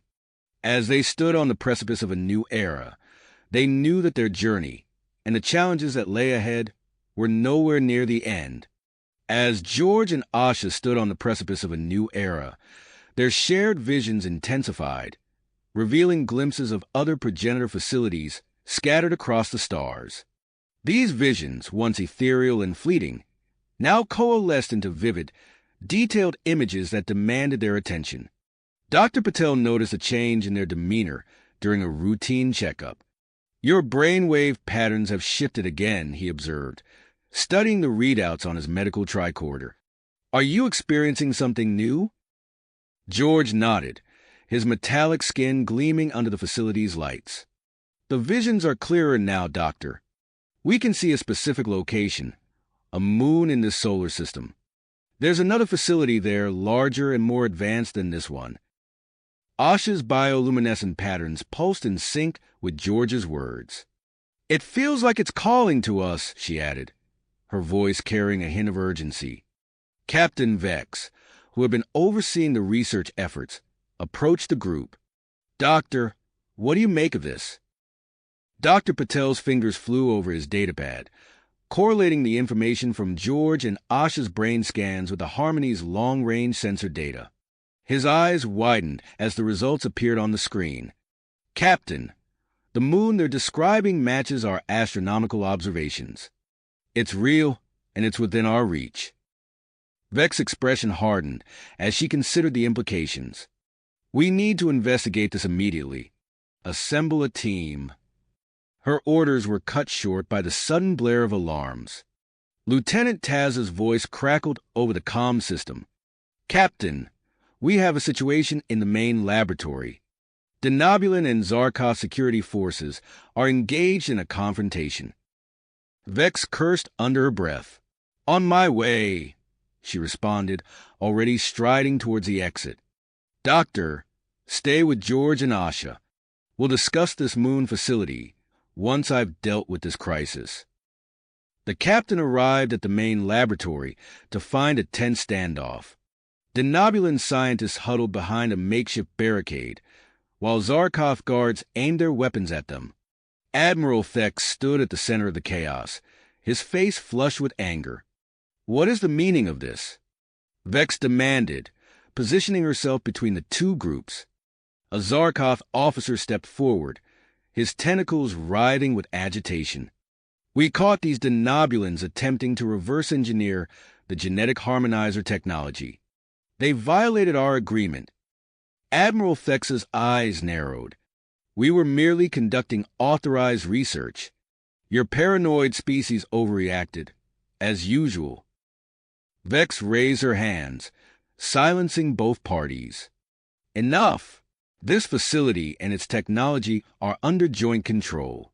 No one faction has the right to exclusive access or research." She turned to address the entire room. "Effective immediately, I'm implementing stricter access protocols. A neutral zone will be established around the genetic harmonizer. Any unauthorized attempts to access or modify the technology will result in immediate expulsion from the planet." The tension in the room gradually dissipated as both sides reluctantly stood down. Vex tapped her communicator. "Lieutenant Taz, I want a security detail from the Harmony to monitor the neutral zone. Make it clear that they answer only to me." As the situation in the laboratory stabilized, Vex returned to the medical bay where George, Asha, and Dr. Patel awaited her. The couple's eyes lit up as she entered, their excitement palpable. "Captain," George began, "we need to go to that moon. Whatever's there, it's crucial to understanding our transformation and the progenitor's plans." Vex nodded, her mind already formulating a plan. "Agreed. But given the heightened tensions, we need to move carefully. Dr. Patel, you'll accompany George and Asha. I'll select representatives from each faction to join the expedition." She paused, considering their options. "We'll use one of the Zarkov shuttles. Their cloaking technology will give us the best chance of reaching the moon undetected." Within hours, the expedition team was assembled and briefed. The shuttle, a sleek vessel humming with advanced technology, slipped away from the planet under the cover of the Zarkotha's cloaking field. As they approached the moon, its cratered surface filled the view screen. George and Asha stood at the front of the shuttle, their transformed bodies resonating with an unseen energy. "There," Asha said, pointing to a massive, dormant volcano. "The facility is inside." The shuttle touched down at the base of the volcano. As the team disembarked, they were confronted by an invisible barrier, shimmering faintly as they approached. George stepped forward, placing his hand against the energy field. His metallic skin began to glow, interfacing with the ancient security systems. Asha joined him, their combined abilities working in harmony to decipher and deactivate the defenses. With a low hum, the barrier dissipated, revealing a hidden entrance. The team cautiously entered, their path illuminated by the soft glow of Asha's bioluminescent patterns. As they ventured deeper into the facility, they encountered a vast chamber filled with pulsing, organic-looking terminals. Dr. Patel approached one, his scientific curiosity overriding his caution. "This appears to be some sort of database," he murmured, studying the alien interface. George placed his hand on the terminal, his eyes going wide as information flooded his mind. "It's a genetic archive," he gasped. "Thousands of species, including humans, denobulans, and even the Zarkov." The implications of this discovery sent a ripple of shock through the expedition team. Each faction representative realized the potential impact on their respective civilizations. As they continued their exploration, they came upon a chamber housing a massive device. It dwarfed the genetic harmonizer they had found on the planet, its complexity hinting at capabilities far beyond what they had previously encountered. Dr. Patel's voice was filled with awe as he examined the machine. "This could potentially alter the evolutionary path of entire species," he breathed. Suddenly, George and Asha tensed, their enhanced senses detecting something beyond the perception of their companions. "There's something else here," Asha whispered. "Something alive." They led the team down a hidden corridor, following an energy signature that grew stronger with each step. The passage opened into a small, circular room dominated by a single stasis pod. As they approached, the pod systems hummed to life, responding to the hybrid biology of George and Asha. Through the translucent surface, they could make out a figure, humanoid but undeniably alien. Dr. Patel's scanner confirmed what they all suspected. "It's a progenitor," he said, his voice filled with wonder and trepidation. "And it's alive." Alive. The pod surface shimmered and dissolved, revealing the figure within. Tall and slender, with skin that seemed to glow from within, the being opened its eyes, revealing irises that swirled with galaxies. George and Asha instinctively stepped forward, their hybrid physiology resonating with the awakening progenitor. As the ancient being rose, the air crackled with energy, causing the hair on everyone's arms to stand on end. Before anyone could speak, alarms blared throughout the facility. Captain Vex's voice came through the comm system, urgent and strained. "We've got company up here. The Celestial Fist has engaged the Zarkov vessel in orbit. We're caught in the crossfire." The progenitor's eyes widened, seeming to comprehend the situation instantly. It turned to George and Asha, extending a hand towards each of them. As their fingers touched, a flood of information passed between them, far too complex for words. "We need to activate the facility's defenses," George said, his voice filled with newfound knowledge. "There's a control center nearby." Dr. Patel and the faction representatives watched in awe as George and Asha, guided by the progenitor, moved with purpose through the complex. Their hands danced over alien consoles, interfacing seamlessly with the ancient technology. A low hum reverberated through the structure as systems long dormant came to life. On the surface, hidden emitters emerged from the lunar regolith, projecting a shimmering energy shield that enveloped the entire complex. In orbit, Captain Vex watched in amazement as the bombardment from both sides was absorbed by the shield, leaving the lunar facility untouched. She seized the opportunity, maneuvering the harmony between the warring ships. "This is Captain Zara Vex." She broadcast on all frequencies. "Cease fire immediately. We have made contact with a living progenitor. I repeat, we have made contact with a living progenitor." The announcement sent shockwaves through the attacking fleets. Weapons fell silent as the implications sank in. Back in the lunar facility, the progenitor began to communicate more directly, its thoughts forming words in the minds of those present. "I am Zephyra," it said, its mental voice carrying millennia of wisdom. "Your conflict threatens to destroy knowledge vital to all your species." Dr. Patel stepped forward, his scientific curiosity overcoming his awe. "Zephyra, can you tell us about the purpose of this facility? And why you were in stasis?" Zephyra's luminescent skin pulsed as it formulated a response. "This complex is more than a research station. It is a safeguard, a repository of our species' knowledge and genetic legacy." Before Zephyr could elaborate further, the facility's sensors detected a new threat. A team of Denobulan commandos, dispatched by Admiral Thex, had landed on the lunar surface and were attempting to breach the outer defenses. George and Asha exchanged a look of drive. Without a word, they moved in unison towards a previously hidden chamber, guided by their newfound connection to the progenitor technology. The chamber housed row upon row of stasis pods, each containing a dormant progenitor. Zephyr followed them, its presence activating long-dormant systems. "We must awaken more of my kind," Zephyr communicated. "Only together can we hope to quell this conflict and protect the legacy we left behind." As George and Asha worked to activate a select number of stasis pods, Dr. Patel monitored the approaching Denobulan team. "They're almost through the outer barriers," he reported, tension evident in his voice. 5 pods hummed to life, their occupants stirring from eons of slumber. As they emerged, each radiated a unique energy signature, their combined presence filling the chamber with an almost tangible sense of power. The newly awakened progenitors quickly assessed the situation through their connection to the facility's systems. Without a word, they moved to the control center, their movements fluid and purposeful. Outside, the Denobulan commandos breached the final barrier, only to be met with a blinding flash of energy.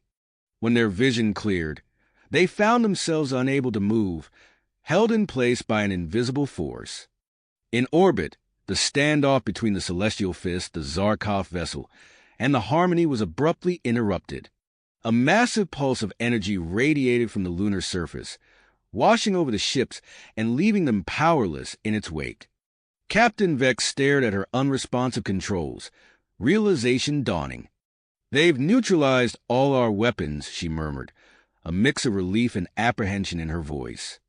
Back in the facility, Zephyr addressed the assembled group, its mental voice reaching not only those present, but also the leaders of the factions in orbit. "For too long, you have misunderstood the purpose of our legacy," Zephyr communicated. "The genetic harmonizer and the knowledge we left behind were never meant to be weapons or tools of domination. They were created to foster understanding and peaceful coexistence among diverse species. The weight of this revelation settled over everyone present. Admiral Thex, his plans for military supremacy now in shambles, reluctantly opened a channel to the lunar facility. Perhaps. We have been too hasty in our actions, he admitted, his voice strained. The Zarkov representative, its tentacles writhing with a mix of excitement and trepidation, stepped forward. If what you say is true, could your technology help revitalize our species? We have long sought ways to adapt to changing environments. Zephyr's form seemed to brighten at the question. Indeed, the genetic archives we maintain could benefit all your species, but only if you approach them with wisdom and restraint.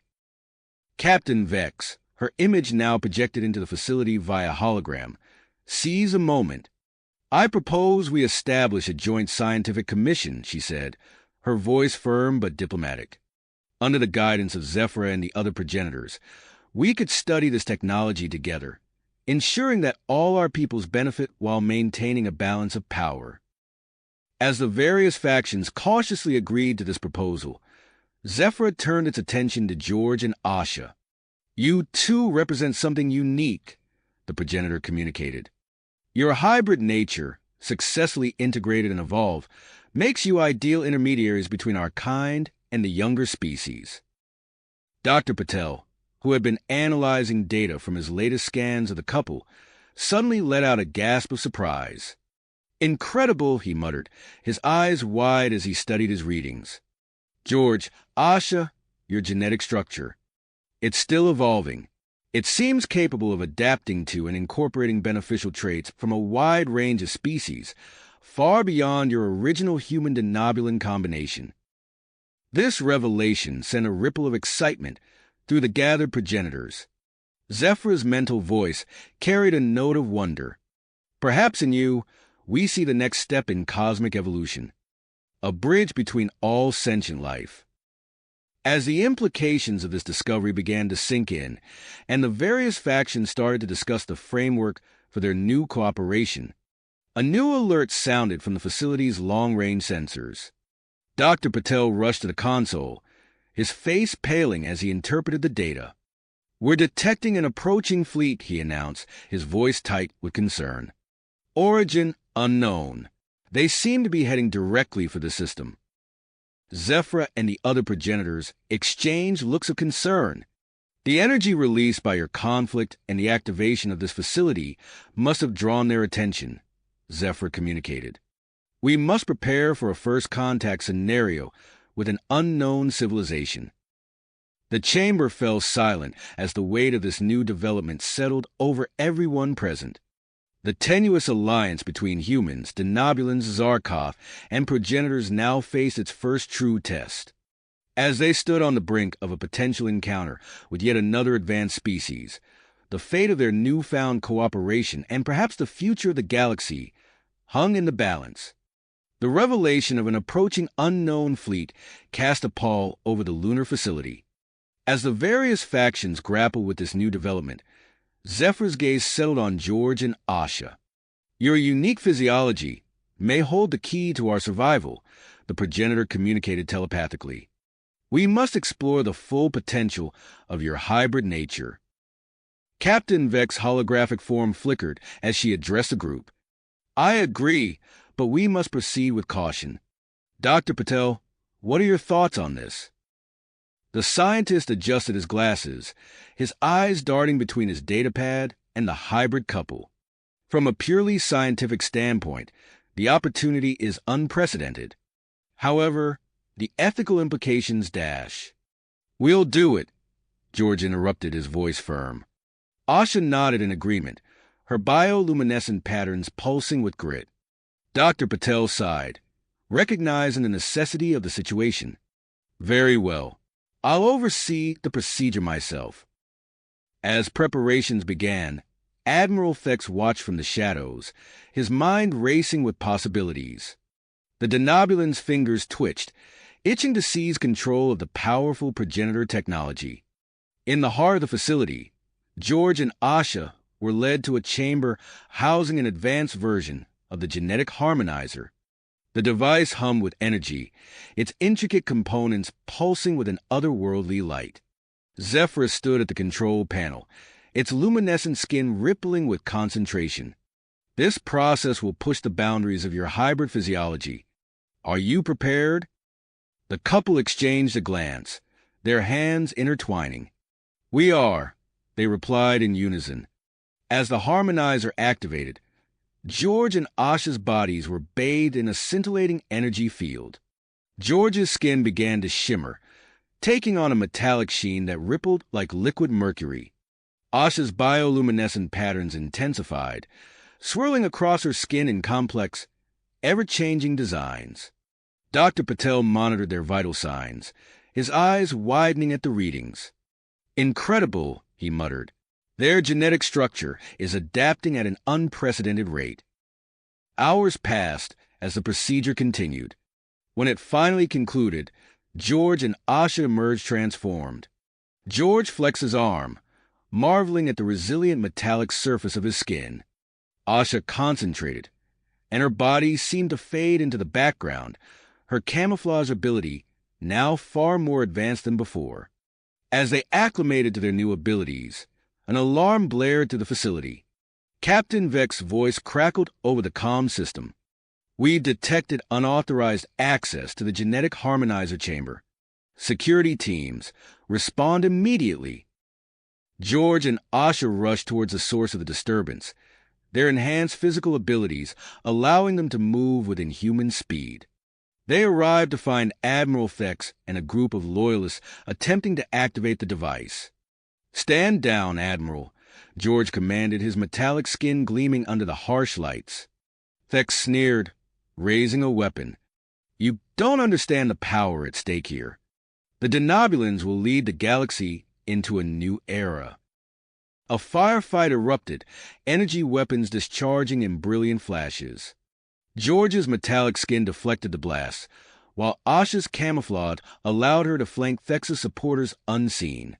In the chaos, a stray shot struck the genetic harmonizer. The device sparked and sputtered, its energy field fluctuating wildly. The entire chamber shuddered, and alarms blared throughout the facility. The harmonizer's containment field is failing. Dr. Patel's panicked voice came over the comm. If it destabilizes completely, it could take out half the lunar surface. George and Asha exchanged a look of drive. Without a word, they moved towards the malfunctioning device. Their enhanced bodies, still humming with the energy of their recent transformation, seemed to resonate with the harmonizer's frequency. As they placed their hands on the device, a surge of energy coursed through them. The facility's lights flickered, and for a moment, everything went dark. When emergency power kicked in, George and Asha stood at the center of a now stable harmonizer, their bodies glowing with residual energy. Admiral Vex and his supporters lay unconscious on the floor, subdued by the energy discharge. Captain Vex's security team arrived, quickly securing the area. What just happened?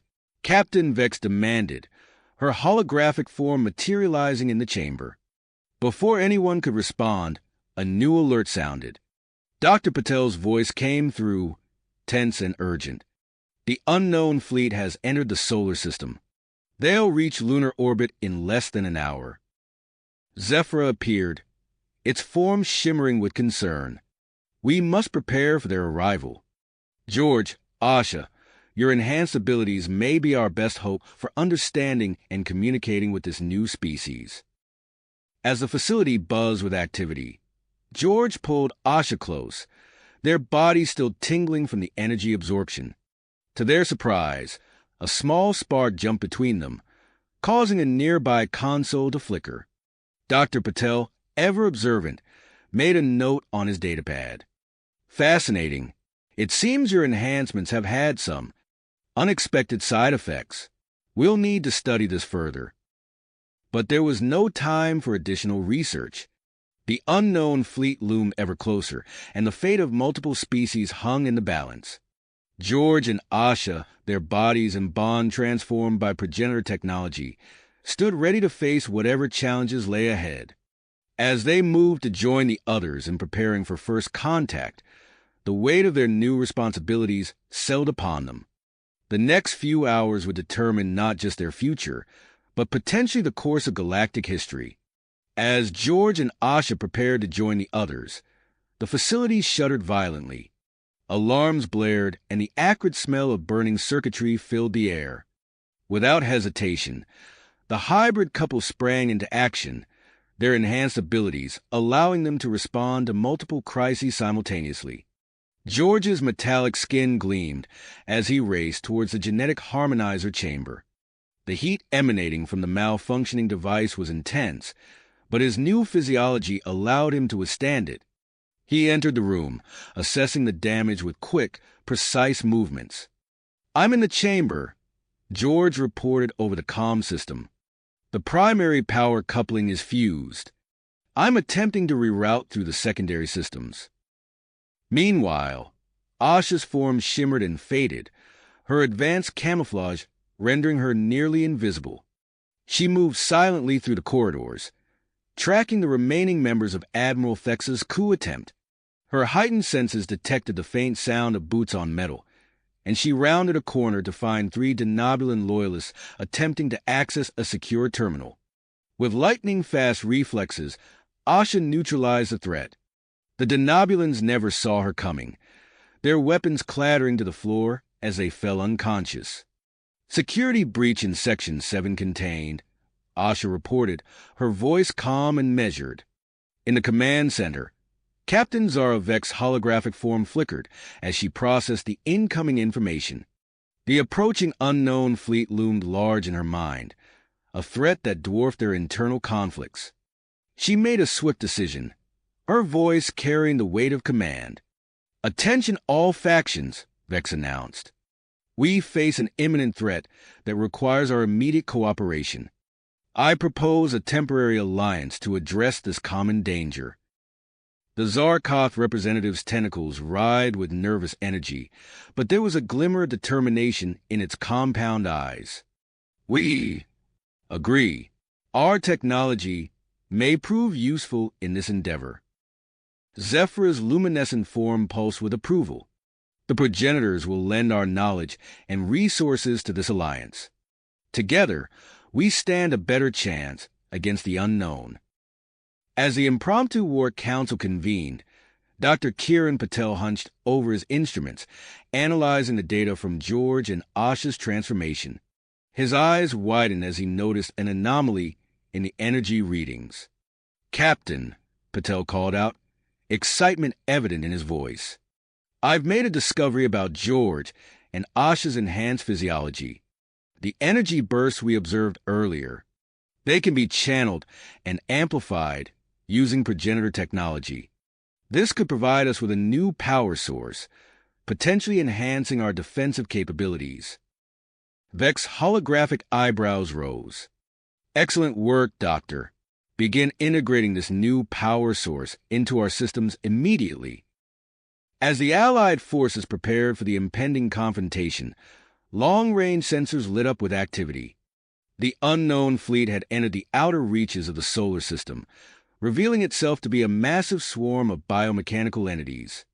"By the cosmic winds," the Zarkoth representative exclaimed, its tentacles recoiling at the sight. "They appear to operate as a hive mind, with a central command ship coordinating their movements."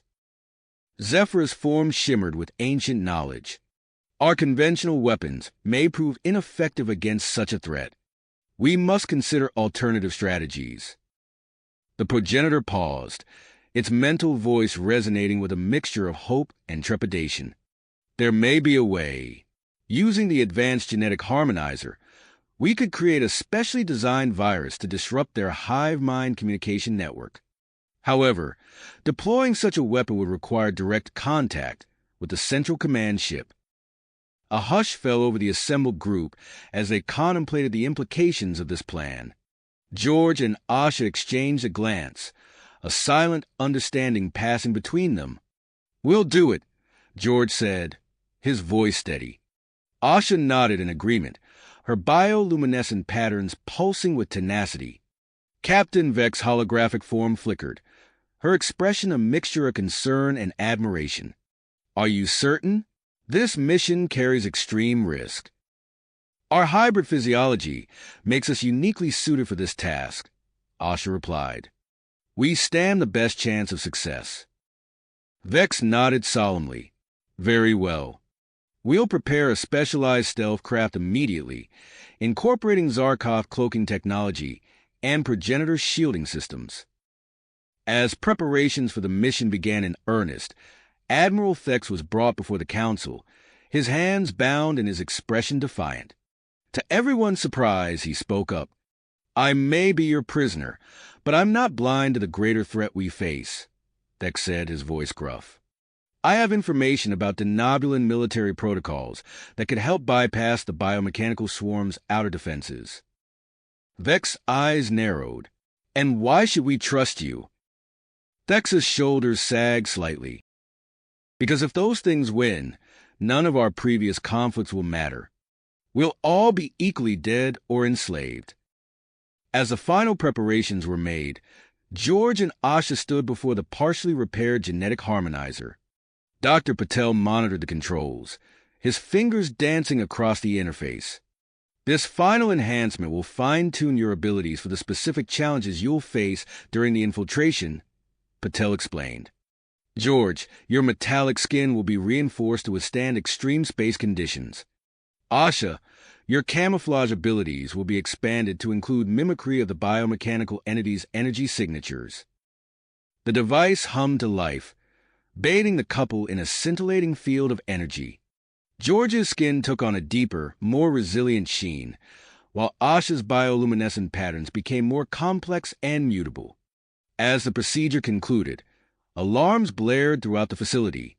The biomechanical swarm had entered the inner solar system, their vast numbers filling the view screens with a terrifying display of unity and purpose. Captain Vex's voice rang out, clear and commanding. All forces, prepare for engagement. Initiate Operation Trojan Horse. The Allied fleet moved into position, a symphony of advanced technology and disparate species united against a common foe. The Harmony, Celestial Fist, and Zarkov vessel began a complex series of maneuvers, drawing the attention of the swarm. Simultaneously, the ancient planetary defense systems roared to life, unleashing a barrage of energy weapons that splintered the approaching biomechanical tide. Amidst the chaos, a small stealth craft detached from the lunar facility, its occupants carrying the hopes of multiple civilizations. Inside the craft, George and Asha sat side by side, their enhanced bodies humming with potential. As they navigated through the fracturing lines of the biomechanical swarm, debris and hostile entities surrounded them on all sides. Energy signature of the Central Command ship detected, Asha reported, her eyes scanning the readouts. Adjusting course to intercept. George's hands tightened on the controls, his metallic skin reflecting the flashes of weapons fire outside. Virus payload ready for deployment. Initiating final approach. Their stealth craft darted between colossal biomechanical constructs, weaving through a web of energy discharges and intership communications. As they closed in on their target, the imposing bulk of the Central Command ship loomed before them, a grotesque fusion of organic and mechanical components. With practiced precision, George maneuvered the craft towards a vulnerable section of the massive ship's hull. Asha's fingers danced across the control panel, adjusting their energy signature to mimic that of the surrounding biomechanical entities. We're in position, George announced, his voice tense, preparing to breach the outer defenses. The stealth craft's docking mechanism engaged, latching onto the hull of the Central Command ship with a muted thud. As George and Asha prepared to exit their vessel and infiltrate the alien stronghold, the fate of the solar system hung in the balance. The success of their mission would determine not only the outcome of the battle, but the future of interspecies cooperation and the evolution of hybrid beings like themselves. With a shared look of willpower, they activated their specialized equipment and prepared to step into the unknown. The next few moments would shape the course of galactic history and they were at the very heart of it all. As George and Asha stepped into the unknown, their enhanced bodies thrummed with energy. The airlock hissed shut behind them, sealing off their last connection to safety. They found themselves in a dimly lit corridor, pulsating with an eerie, organic rhythm. George's metallic skin gleamed in the low light, reflecting the subtle movements of the ship's living walls. Asha's form shimmered, her camouflage abilities adapting to match the biomechanical surroundings. "Incredible," George whispered, his voice barely audible. "It's like the entire ship is alive." Asha nodded, her eyes scanning their environment. "Stay alert. We don't know what kind of internal defenses we might trigger." They moved silently through the winding passages, their enhanced senses on high alert. The air was thick with an acrid, metallic scent, and the walls seemed to quiver with each step they took. As they ventured deeper into the ship, they encountered surprisingly little resistance. Their camouflage abilities allowed them to blend seamlessly with the surrounding structures, fooling any detection systems they passed. "This is almost too easy," Asha murmured, her brow furrowed with concern. George shared her unease. Maybe they never expected anyone to make it this far inside. After navigating through a maze of twisting corridors, they finally reached a vast chamber that pulsed with energy. Organic circuitry covered every surface, creating intricate patterns that shifted and changed before their eyes. "This must be it," George said, his eyes wide as he took in the sight. "The heart of the hive mind's control system." They moved cautiously into the chamber, their footsteps silent on the living floor. At the center stood a massive structure that could only be the central processing unit, a colossal organic computer that seemed to breathe and pulse with alien life. George approached the central unit, his metallic skin already reconfiguring to interface with the alien technology. "I'm going in," he said, placing his hand on the pulsating surface. "Cover me." Asha took up a defensive position, her enhanced senses stretched to their limits as she scanned for any sign of danger. "Be careful, George. We don't know how the system might react." As George's consciousness merged with the alien computer, he felt a rush of information flooding his mind. The complexity of the hive mind's network was staggering, but he pushed forward, searching for the weak points where he could introduce the virus. Minutes ticked by in tense silence as George worked. Suddenly, a low rumble reverberated through the chamber, and the walls began to writhe with increased activity. "George," Asha called out, her voice tight with urgency. "Something's happening. I think they've detected us." But George couldn't respond. He was too deep in the system, racing against time to upload the virus before the ship's defenses could stop him. Asha's warning proved prescient as biomechanical defenders began to pour into the chamber from hidden openings. They were nightmarish creations, part machine and part living tissue, their movements unnaturally fluid. With no choice but to engage, Asha sprang into action. Her enhanced agility allowed her to dodge the first wave of attackers, her body twisting and bending in ways that defied normal human limitations. She lashed out with bursts of energy, her hands glowing with power as she struck at the biomechanical constructs. The defenders fell before her onslaught, their bodies crumpling under the force of her attacks. But for every one she defeated, two more seemed to take its place. The chamber was soon filled with the sounds of combat, the crackle of energy discharges, the screech of tearing metal, and the wet squelch of ruptured organic components. "George," Asha called out, her voice strained as she fought off 3 attackers at once. "We're running out of time." Inside the alien system, George was aware of the danger but couldn't disengage. He was so close to completing the upload, and he knew that failure now would doom not just them, but potentially all the allied species back in the solar system.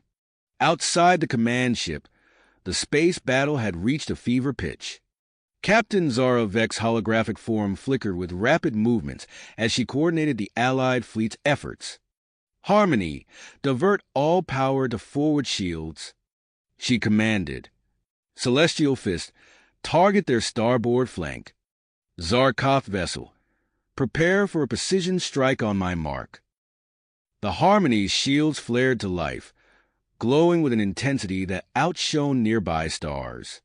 The energy source derived from George and Asha's connection fueled the protective barrier, creating a corridor through the swarming biomechanical entities. Zarkov vessel, you have a clear shot, Vex announced. Fire now. A lance of concentrated energy erupted from the Zarkov ship, threading through the gap in the swarm's defenses. It struck the command ship's external sensors with pinpoint accuracy, temporarily blinding the massive vessel. Back inside the heart of the alien ship, George finally completed the virus upload. He disengaged from the system with a gasp, his body shuddering as he readjusted to his physical form. "It's done!" he shouted, turning to see Asha locked in combat with a swarm of defenders. The effect of the virus was almost instantaneous. The biomechanical entities attacking Asha suddenly froze, their coordinated movements dissolving into chaos. Some collapsed entirely, while others began to attack each other in confused frenzy. "Let's move," Asha yelled, grabbing George's arm and pulling him towards the exit. They raced through the corridors, which were now alive with activity. Alarms blared, and the walls themselves seemed to be trying to reconfigure to trap them. George's enhanced strength came into play as he forced open ceiling bulkheads, creating escape routes where none existed before. As they neared their entry point, they found the hull rapidly changing, threatening to cut off their escape. Asha's fingers flew over the control panel of their stealth craft, reprogramming it for emergency launch, while George held back the encroaching biomechanical tendrils. "We're good to go," Asha shouted, just as George forced open the final barrier. They leaped into their craft, the hatch sealing behind them as chunks of the disintegrating command ship battered their hull. With a roar of engines, they blasted free, narrowly avoiding being crushed as the massive alien vessel began to break apart. As they sped back towards the lunar facility, both George and Asha began to feel strange. George's metallic skin rippled and flowed, refusing to hold a consistent form. Asha's camouflage patterns went haywire, cycling through a dizzying array of alien textures and colors. "What's happening to us?" Asha gasped, staring at her fluctuating hands. George tried to respond, but found his voice modulating wildly. "I don't know, but we need to get back fast. Something's very wrong." Their craft docked with the lunar facility, where Dr. Kiran Patel and a team of medical personnel were already waiting. As soon as the airlock opened, they were whisked away to the Advanced Medical Center, their bodies undergoing rapid and unpredictable changes. "Their hybridization process has entered a new phase," Dr. Patel announced, his voice tense as he examined the readings. "It seems the stress of the mission has triggered some kind of adaptive response, incorporating elements of the biomechanical swarm's genetics." Progenitor healers moved in, their ancient knowledge put to the test as they worked to stabilize the rapidly mutating couple. But even as they fought to control the changes, a new problem arose. Alarms blared throughout the facility as power fluctuations rippled through critical systems. Captain Vex's holographic form appeared, her expression grave. "Doctor, what's happening?" she demanded. Dr. Patel's eyes widened as he realized the source of the disturbance. "It's George and Asha," he said, his voice filled with a mixture of awe and concern. "The energy field they're generating, it's interacting with our power systems. If we can't contain it, we could lose life support and our defensive capabilities." As the crisis deepened, Zephyr materialized beside them, its luminescent form pulsing with urgency. "There may be a way," it said, its mental voice resonating with purpose. "The genetic harmonizer. We can use it to guide and stabilize their evolution." Captain Vex's holographic eyes narrowed as she considered the implications. "Is it safe?" "Safe." Dr. Patel laughed nervously. "We're in uncharted territory here, Captain, but it might be our only choice." As the debate raged on, George and Asha lay on adjacent medical beds, their bodies shifting and changing in ways that defied explanation. The energy field around them grew stronger, causing nearby equipment to spark and malfunction. Dr. Patel leaned in close, his eyes wide with a sudden realization. "Captain," he said, his voice barely above a whisper, "this energy field, it's not just affecting our systems. It's exhibiting properties similar to the cosmic confluence that brought them here in the first place." The implications of his words hung heavy in the air as the assembled leaders grappled with a decision that could alter the course of not just their lives, but potentially the very fabric of space-time itself. The implications of Dr. Patel's words hung heavy in the air for only a moment before urgent action became necessary. Alarms blared throughout the facility, their shrill tones underlining the gravity of the situation. "Initiate Emergency Containment Protocol Alpha," Dr. Patel commanded, his fingers flying across a nearby console. "We need to isolate the medical bay immediately." Captain Vek's hologram flickered as she issued rapid-fire orders.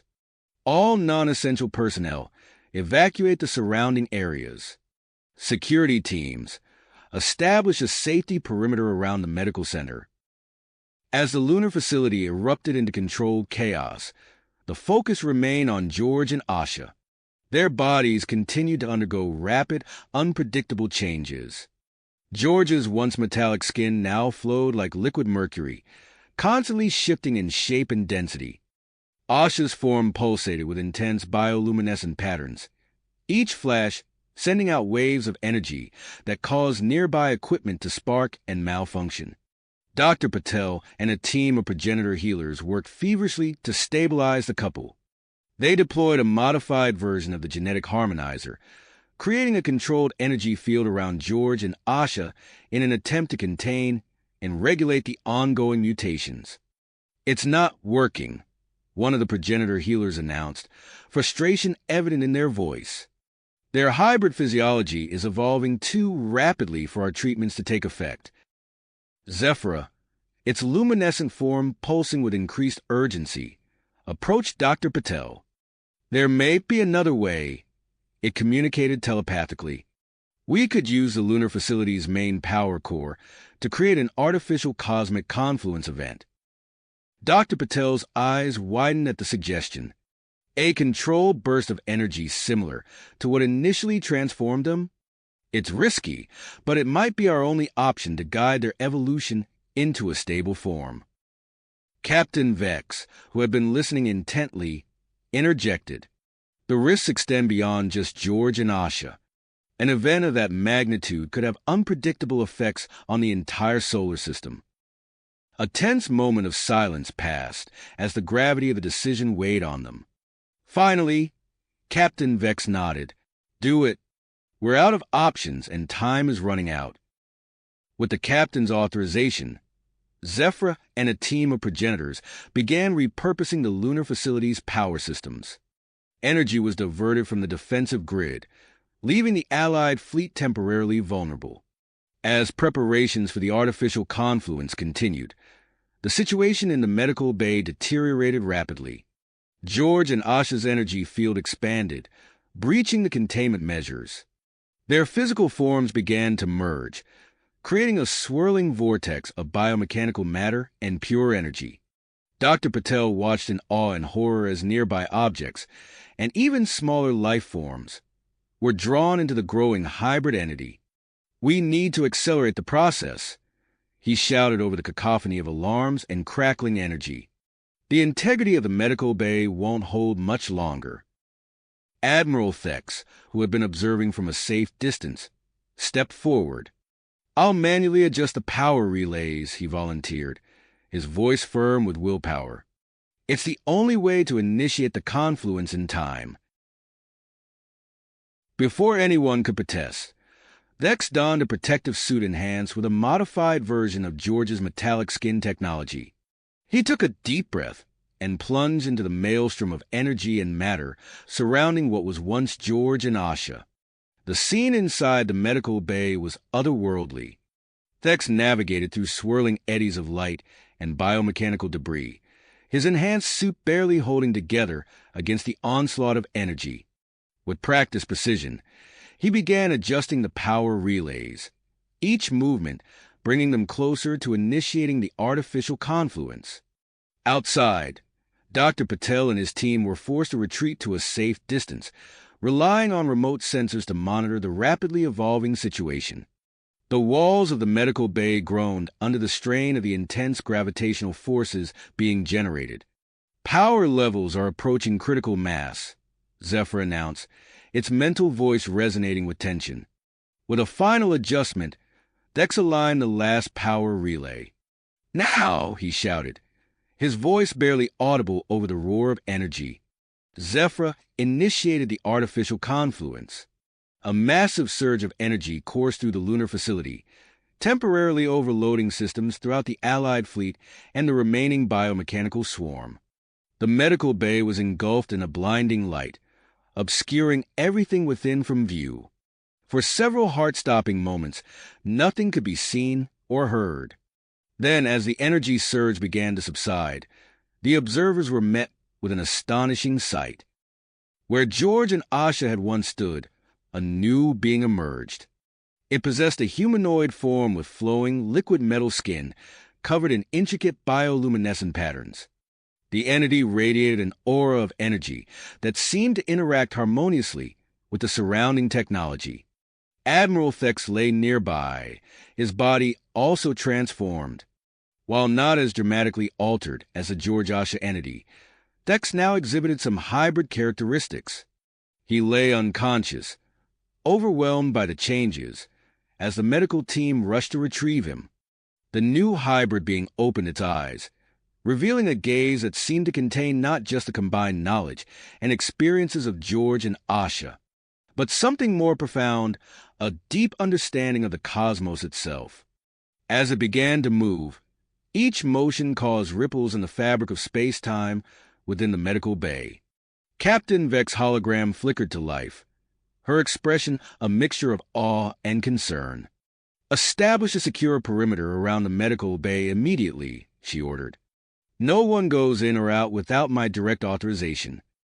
As the security team scrambled to comply, Dr. Patel turned to Zephyr.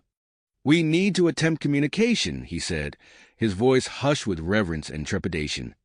"But how do we even begin to interact with a being that seems to transcend our understanding of physics?" Zephyr's form pulsed thoughtfully. "We must approach this with open minds and hearts," it replied. "This may be the dawn of a new era in cosmic evolution." As they prepared to attempt first contact, the hybrid entity turned its gaze toward them. The air seemed to crackle with potential, the fate of multiple species, and perhaps the galaxy itself hanging in the balance. The next moments would determine the course of history as humanity and its allies faced the unknown incarnate. The hybrid entity's gaze swept across the room, its eyes pulsing with an otherworldly intelligence. Dr. Patel and Zephyr exchanged glances, their minds racing with the implications of what stood before them. Captain Vex's hologram flickered as she issued rapid-fire orders. "Initiate containment protocol Omega," she commanded, her voice crisp and authoritative. "No one enters or leaves the medical bay without direct authorization." As security teams scrambled to comply, Dr. Patel approached the entity cautiously, his hands raised in a non-threatening gesture. "George? Asha? Can you understand me?" The being tilted its head, its liquid metal skin rippling with bioluminescent patterns. It opened its mouth, but instead of words, a series of complex energy pulses emanated from its form. Nearby, screens flickered to life, displaying a cascade of mathematical equations and scientific formulae. Zephyr's form pulsed with excitement. "It's trying to communicate," the alien scientist announced. "These equations, they're beyond anything we've ever seen." Dr. Patel nodded, his eyes wide with wonder. "We need to set up more advanced scanning equipment. This could revolutionize our understanding of physics." As the medical team bustled around the newly christened Geoasha, Admiral Thex stirred on a nearby bed. His eyes fluttered open, revealing irises flecked with metallic sheen. He sat up abruptly, his movements unnaturally fluid. What happened? Thex asked, his voice carrying a slight electronic undertone. Dr. Patel rushed to his side, scanner in hand. Admiral, how do you feel? Thex flexed his fingers, watching in amazement as his skin shimmered with a faint metallic luster. Different, stronger. I can feel the technology around us, almost like an extension of myself. While Dr. Patel examined Thex, Captain Vex's hologram addressed the assembled team. The Zarkov representatives have proposed a joint research initiative to study this phenomenon. Given the potential implications, I've agreed, but security remains paramount. Geoasha turned its attention to the hologram, its form shifting and reconfiguring. Suddenly, a perfect replica of Captain Vex stood before them, composed of liquid metal and pulsing with energy. Fascinating, the entity spoke, its voice a perfect imitation of Vex. This form allows for more effective communication with your species. The real Captain Vex hologram flickered, her expression a mixture of awe and concern. I see. And what exactly are you? Are you still George and Asha? Geoasha's form rippled, briefly splitting into two distinct shapes before merging back into one. We are, and we are more. Our consciousness has expanded beyond previous limitations. We have access to knowledge and abilities that defy your current understanding of physics. Dr. Patel stepped forward, his scientific curiosity overriding his caution. What kind of abilities? In response, Geoasha raised a hand. The air around it shimmered, and a small sphere of pure energy coalesced above its palm. The sphere pulsed and grew, its surface rippling with complex patterns. We can manipulate matter and energy at a fundamental level, Geoasha explained. We require access to your main reactor to fully explore the extent of our capabilities. Captain Vex's hologram shook her head firmly. That's out of the question. The risks are too great. Geoasha's form shimmered with what might have been frustration. We understand your caution. Perhaps a compromise? A controlled environment for experimentation? Before Vex could respond, alarms blared throughout the facility. A junior officer burst into the room, his face pale with urgency. Captain, we're detecting unusual activity in the debris field, he reported breathlessly. The biomechanical swarm remnants. They're organizing into structures. Vex's hologram flickered as she processed this new information. Maintain defensive positions. Dr. Patel, could this be related to our new guest? All eyes turned to Geoasha, who stood motionless, its form pulsing with complex energy patterns. After a moment, it spoke. The swarm responds to our presence, it explained. We are connected on a level beyond your current comprehension, but we may be able to control it, given the proper resources. Captain Vex's expression hardened. That's a significant claim. We'll need proof before we can trust you with such power. Dr. Patel interjected, his mind racing with possibilities. Captain, if I may, we could set up a specialized testing chamber. It would allow us to study Geoasha's abilities in a controlled environment while minimizing potential risks. Vex considered for a moment, then nodded. Make it happen, Doctor, but I want round-the-clock monitoring and fail-safes in place. As the team rushed to prepare the testing chamber, Admiral Thex approached Geoasha cautiously. I feel different, he said, his voice low. What's happening to me? Geoasha turned its attention to Thex, its eyes pulsing with alien intelligence. You have begun a transformation, Admiral. Your exposure to the artificial confluence has altered your physiology on a fundamental level. With time and guidance, you may develop abilities similar to our own. Thex's eyes widened, a mix of fear and excitement coursing through him. Is it permanent? The future is uncertain, Geoasha replied, but we sense great potential within you. As the conversation continued, Dr. Patel worked feverishly with his team to analyze the data streaming in from their scans of Geoasha. The results were astounding, defying known laws of physics and biology. "This is incredible," he muttered, his fingers flying across holographic displays. "Their body exists in a state of quantum superposition. It's as if they're simultaneously matter and energy, solid and fluid." Zephyra hovered nearby, its luminescent form pulsing with excitement. "This may be the key to unlocking the next stage of cosmic evolution. The progenitors theorized about such a state, but we never thought it possible." As the implications of their discoveries began to sink in, a new alert sounded. Captain Vex's hologram reappeared, her expression grave. "We're receiving reports from Earth," she announced. "Energy signatures matching those from the artificial confluence have been detected at multiple locations across the planet. Whatever's happening here, it's not confined to our lunar facility." The room fell silent as the weight of this revelation settled over them. Geoasha stepped forward, its form rippling with purpose. "We must return to Earth," it declared. "The transformation has only begun. We are needed there." Captain Vex's hologram flickered, her mind racing with the potential consequences of such an action. As she opened her mouth to respond, the facility shuddered, alarms blaring once more. The cosmic dance between humanity and the unknown was entering a new, unpredictable phase, with the fate of Earth hanging in the balance. Balance.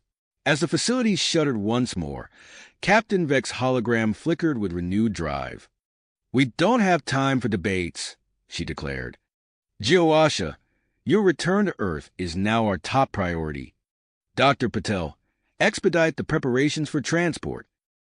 The medical bay erupted into a flurry of activity. Dr. Patel barked orders to his team, coordinating with Zephyr to gather essential equipment and data storage devices. Admiral Thex, still grappling with his newfound abilities, assisted where he could, his movements unnaturally fluid as he helped load specialized containers. Within minutes, the Harmony's cargo bay was a hive of organized chaos. Crew members efficiently loaded crates of scientific instruments and containment units designed to study and potentially control the cosmic energies now coursing through Geoasha and, to a lesser extent, Admiral Thex. Captain Vex's voice crackled over the facility's comm system. "Long-range sensors are detecting massive energy surges from Earth. We need to move now." As if in response to her urgency, the ship's newly upgraded hybrid systems hummed to life. Geoasha, sensing the need for haste, interfaced directly with the Harmony's control panels. The entity's liquid metal form flowed seamlessly into the ship's circuitry, causing displays to flicker with complex data streams. "We have optimized the warp drive," Geoasha announced, its voice resonating through the ship's speakers. "The journey to Earth will take approximately 4 hours." Dr. Patel's eyes widened in astonishment. 4 hours? That's impossible. It should take months. "The laws of physics as you understand them no longer apply," Geoasha replied, a hint of what might have been amusement in its tone. With a final surge of activity, the last of the equipment was secured.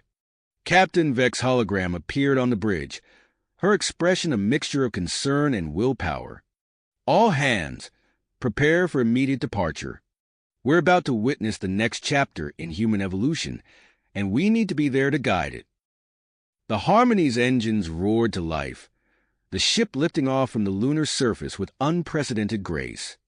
As they accelerated away from the moon, the partially repaired Celestial Fist and a Zarkov vessel fell into formation alongside them. Admiral Thex stood at a viewport, watching as the familiar silver orb of the moon rapidly shrank behind them. He felt a strange tugging sensation, as if his newly hybridized body was being pulled toward Earth. "I can feel it," he murmured, more to himself than anyone else. "Something monumental is happening down there." Dr. Patel approached, his hand hovering near a scanner. "Admiral, may I? Your readings are fluctuating in ways I've never seen before." Thex nodded, allowing the doctor to run his tests. As Patel worked, Geoash's voice filled the bridge once more. "We are entering warp space. Prepare for temporal distortion." The stars outside the viewport stretched into lines of brilliant light, and the ship surged forward with impossible speed. Crew members gasped and steadied themselves as the laws of physics seemed to bend around them. Dr. Patel, his face illuminated by the glow of his scanner, looked up at Thex with a mixture of awe and concern. "Admiral, your cellular structure is continuing to evolve. It's as if you're in a state of constant quantum flux." Before Thex could respond, alarms blared throughout the ship. Captain Vex's hologram materialized, her expression grim. "We're receiving fragmented transmissions from Earth," she reported. "Multiple cosmic confluence events are occurring simultaneously across the planet. We're dropping out of warp in 30 seconds. The crew braced themselves as the Harmony decelerated, the warp field collapsing around them. As they emerged into normal space, the sight that greeted them left everyone speechless. Earth, once a familiar blue marble, was now surrounded by a shimmering energy field. Swirling vortexes of light punctuated the upper atmosphere, reaching down to the surface like celestial fingers. Geoash's form coalesced on the bridge, its liquid metal body pulsing with an intense, multicolored light. "The transformation has begun," it intoned. "We must act quickly to guide the process." Captain Vex nodded, her hologram flickering with new hope. "Take us in, helmsman. Whatever happens next, we'll face it together." As the Harmony and its accompanying vessels began their descent towards a transformed Earth, the crew couldn't help but feel they were witnessing the dawn of a new era. The planet below was changing, evolving into something beyond their wildest imaginations. And they were about to be at the very heart of this cosmic metamorphosis. You have reached the end of the story. If you enjoyed this story and want to support us, please leave a like and subscribe to our channel, and for every comment that says 88, I will heart every single one of them. Thank you for your time.